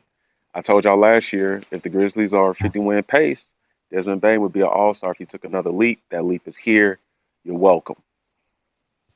Yeah, I checked out the Indiana Hoosiers women's basketball team um, on election day. I was able to catch that live, and they are a good team. But I'm going to tell everybody now, you don't have anything to worry about the about the Indiana Hoosiers women's team. Although they have this freshman. She's out of Israel, and like she can shoot, man. Like she's got range. She was making near half court shots during warm ups. It was crazy. It was absolutely crazy. So anyway, all right, we'll go to T Rexy of Nets Twitter fame. My man T, what's up? How you doing, Rexy? What's good, man? Enjoy my 3-day break for my job, man. Nothing could be happier. Harry's about to be back on Tuesday. That's good news. I like how JV taking over things. Make sure Ben be back slowly. Not to rush him. Now Sean Marks got to do his job. Give me a big because that's still the next weakness. And I love how we destroyed the Knicks, man. Every single time, man. Winning Street gets the Knicks. I don't hear about the talk of the town. We won't be on them for the 2.5 years. It'd be great. Go watch me some Pokemon. As Catcher is a champion once again. It's a beautiful thing. I love that, man. That is dope. That is absolutely dope. Yarden Gazan is the name, by the way, of the Hoosier that I was talking about. Go ahead, Jay. What you got? All right, I know you're not a begging man, but like if Taylor Jenkins starts off the game with Ja on Cat on defense, how many minutes till Ant Strokes out? 7. Yeah, I'm here. I'm here for it. 7. He'll like if you've watched Ant, like he you know when he's checking out. He does it before he'll stand there in defiance. He has a very bad job of hiding his facial mannerisms. Like he's just not there, and he's a very expressive individual. So like you could tell when he's about to be checking out, and like it's kind of entertaining to watch because there's another player who did that who's great, and his name's Carmelo Anthony. Saying. But yesterday, when I said he was Carmelo Anthony and Tracy McGrady's body, it's because you said he's in Tracy McGrady's body. I had no issue with the Carmelo Anthony. I've said that too. Like he's like the more athletic guard version of Carmelo Anthony. Tracy McGrady was more of a finesse player who could dunk with authority, and has zero finesse. Zero. Hey, Chris, I heard Jay mention Mo Williams, and you know what the Lakers and LeBron could use right now? A prime Mo Williams. Yeah, I'll give you that. No, what the Lakers could use right now is a fire sale of AD. See, no. What are you doing? Telling the truth, like I have for 2 years about the Lakers. How tricks for clicks, man. Tricks for clicks. You are offering tricks for clicks, trying to get all these Knicks fans to click on the trade machine to get AD there. Now, look at you.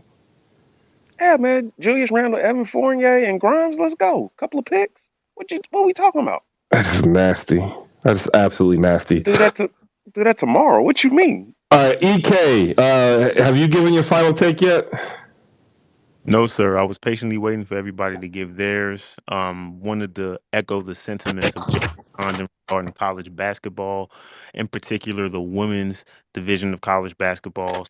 Good games that already happened, and also some good games that are bound to happen If you don't know names, get familiar with them.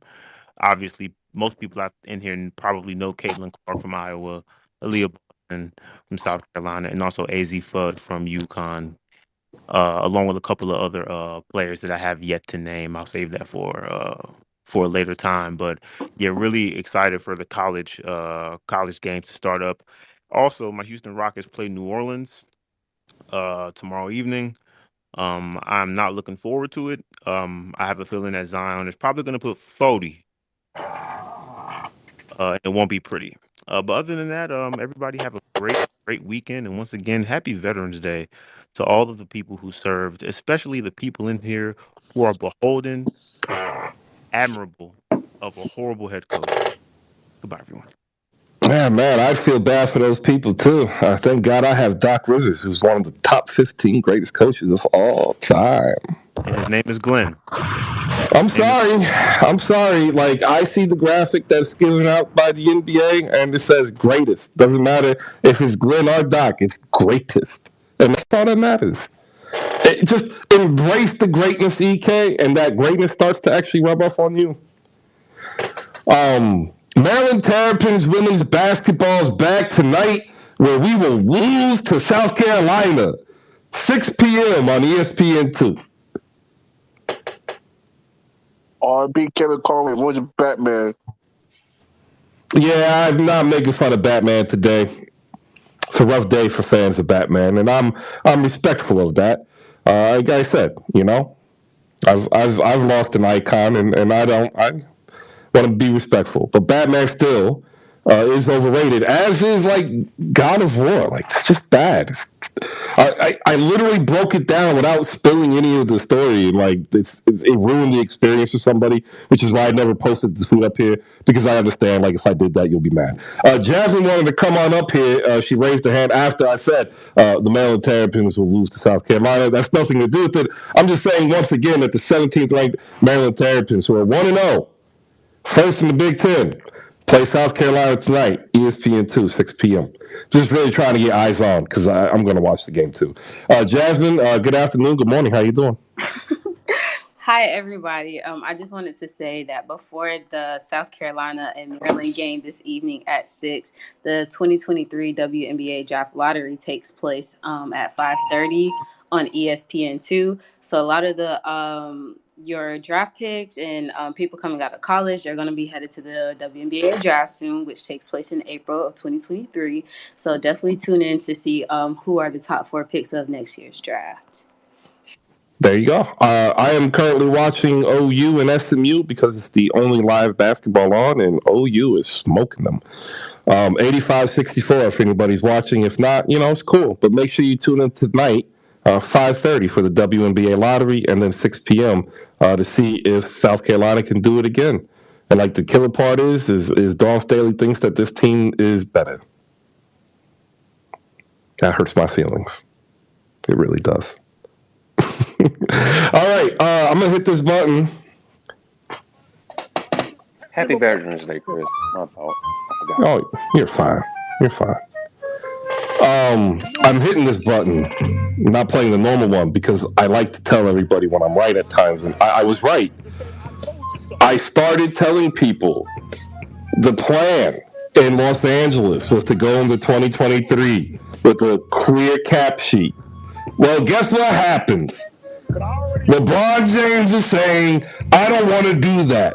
But nobody was talking about it until Chris Haynes put it out in Yahoo Sports. But Chris Haynes wasn't talking about it until it was spoken about here in Who Spaces. That's what makes this awesome. We as a community have the power to influence those who cover the sport. So that's not just me, that's you.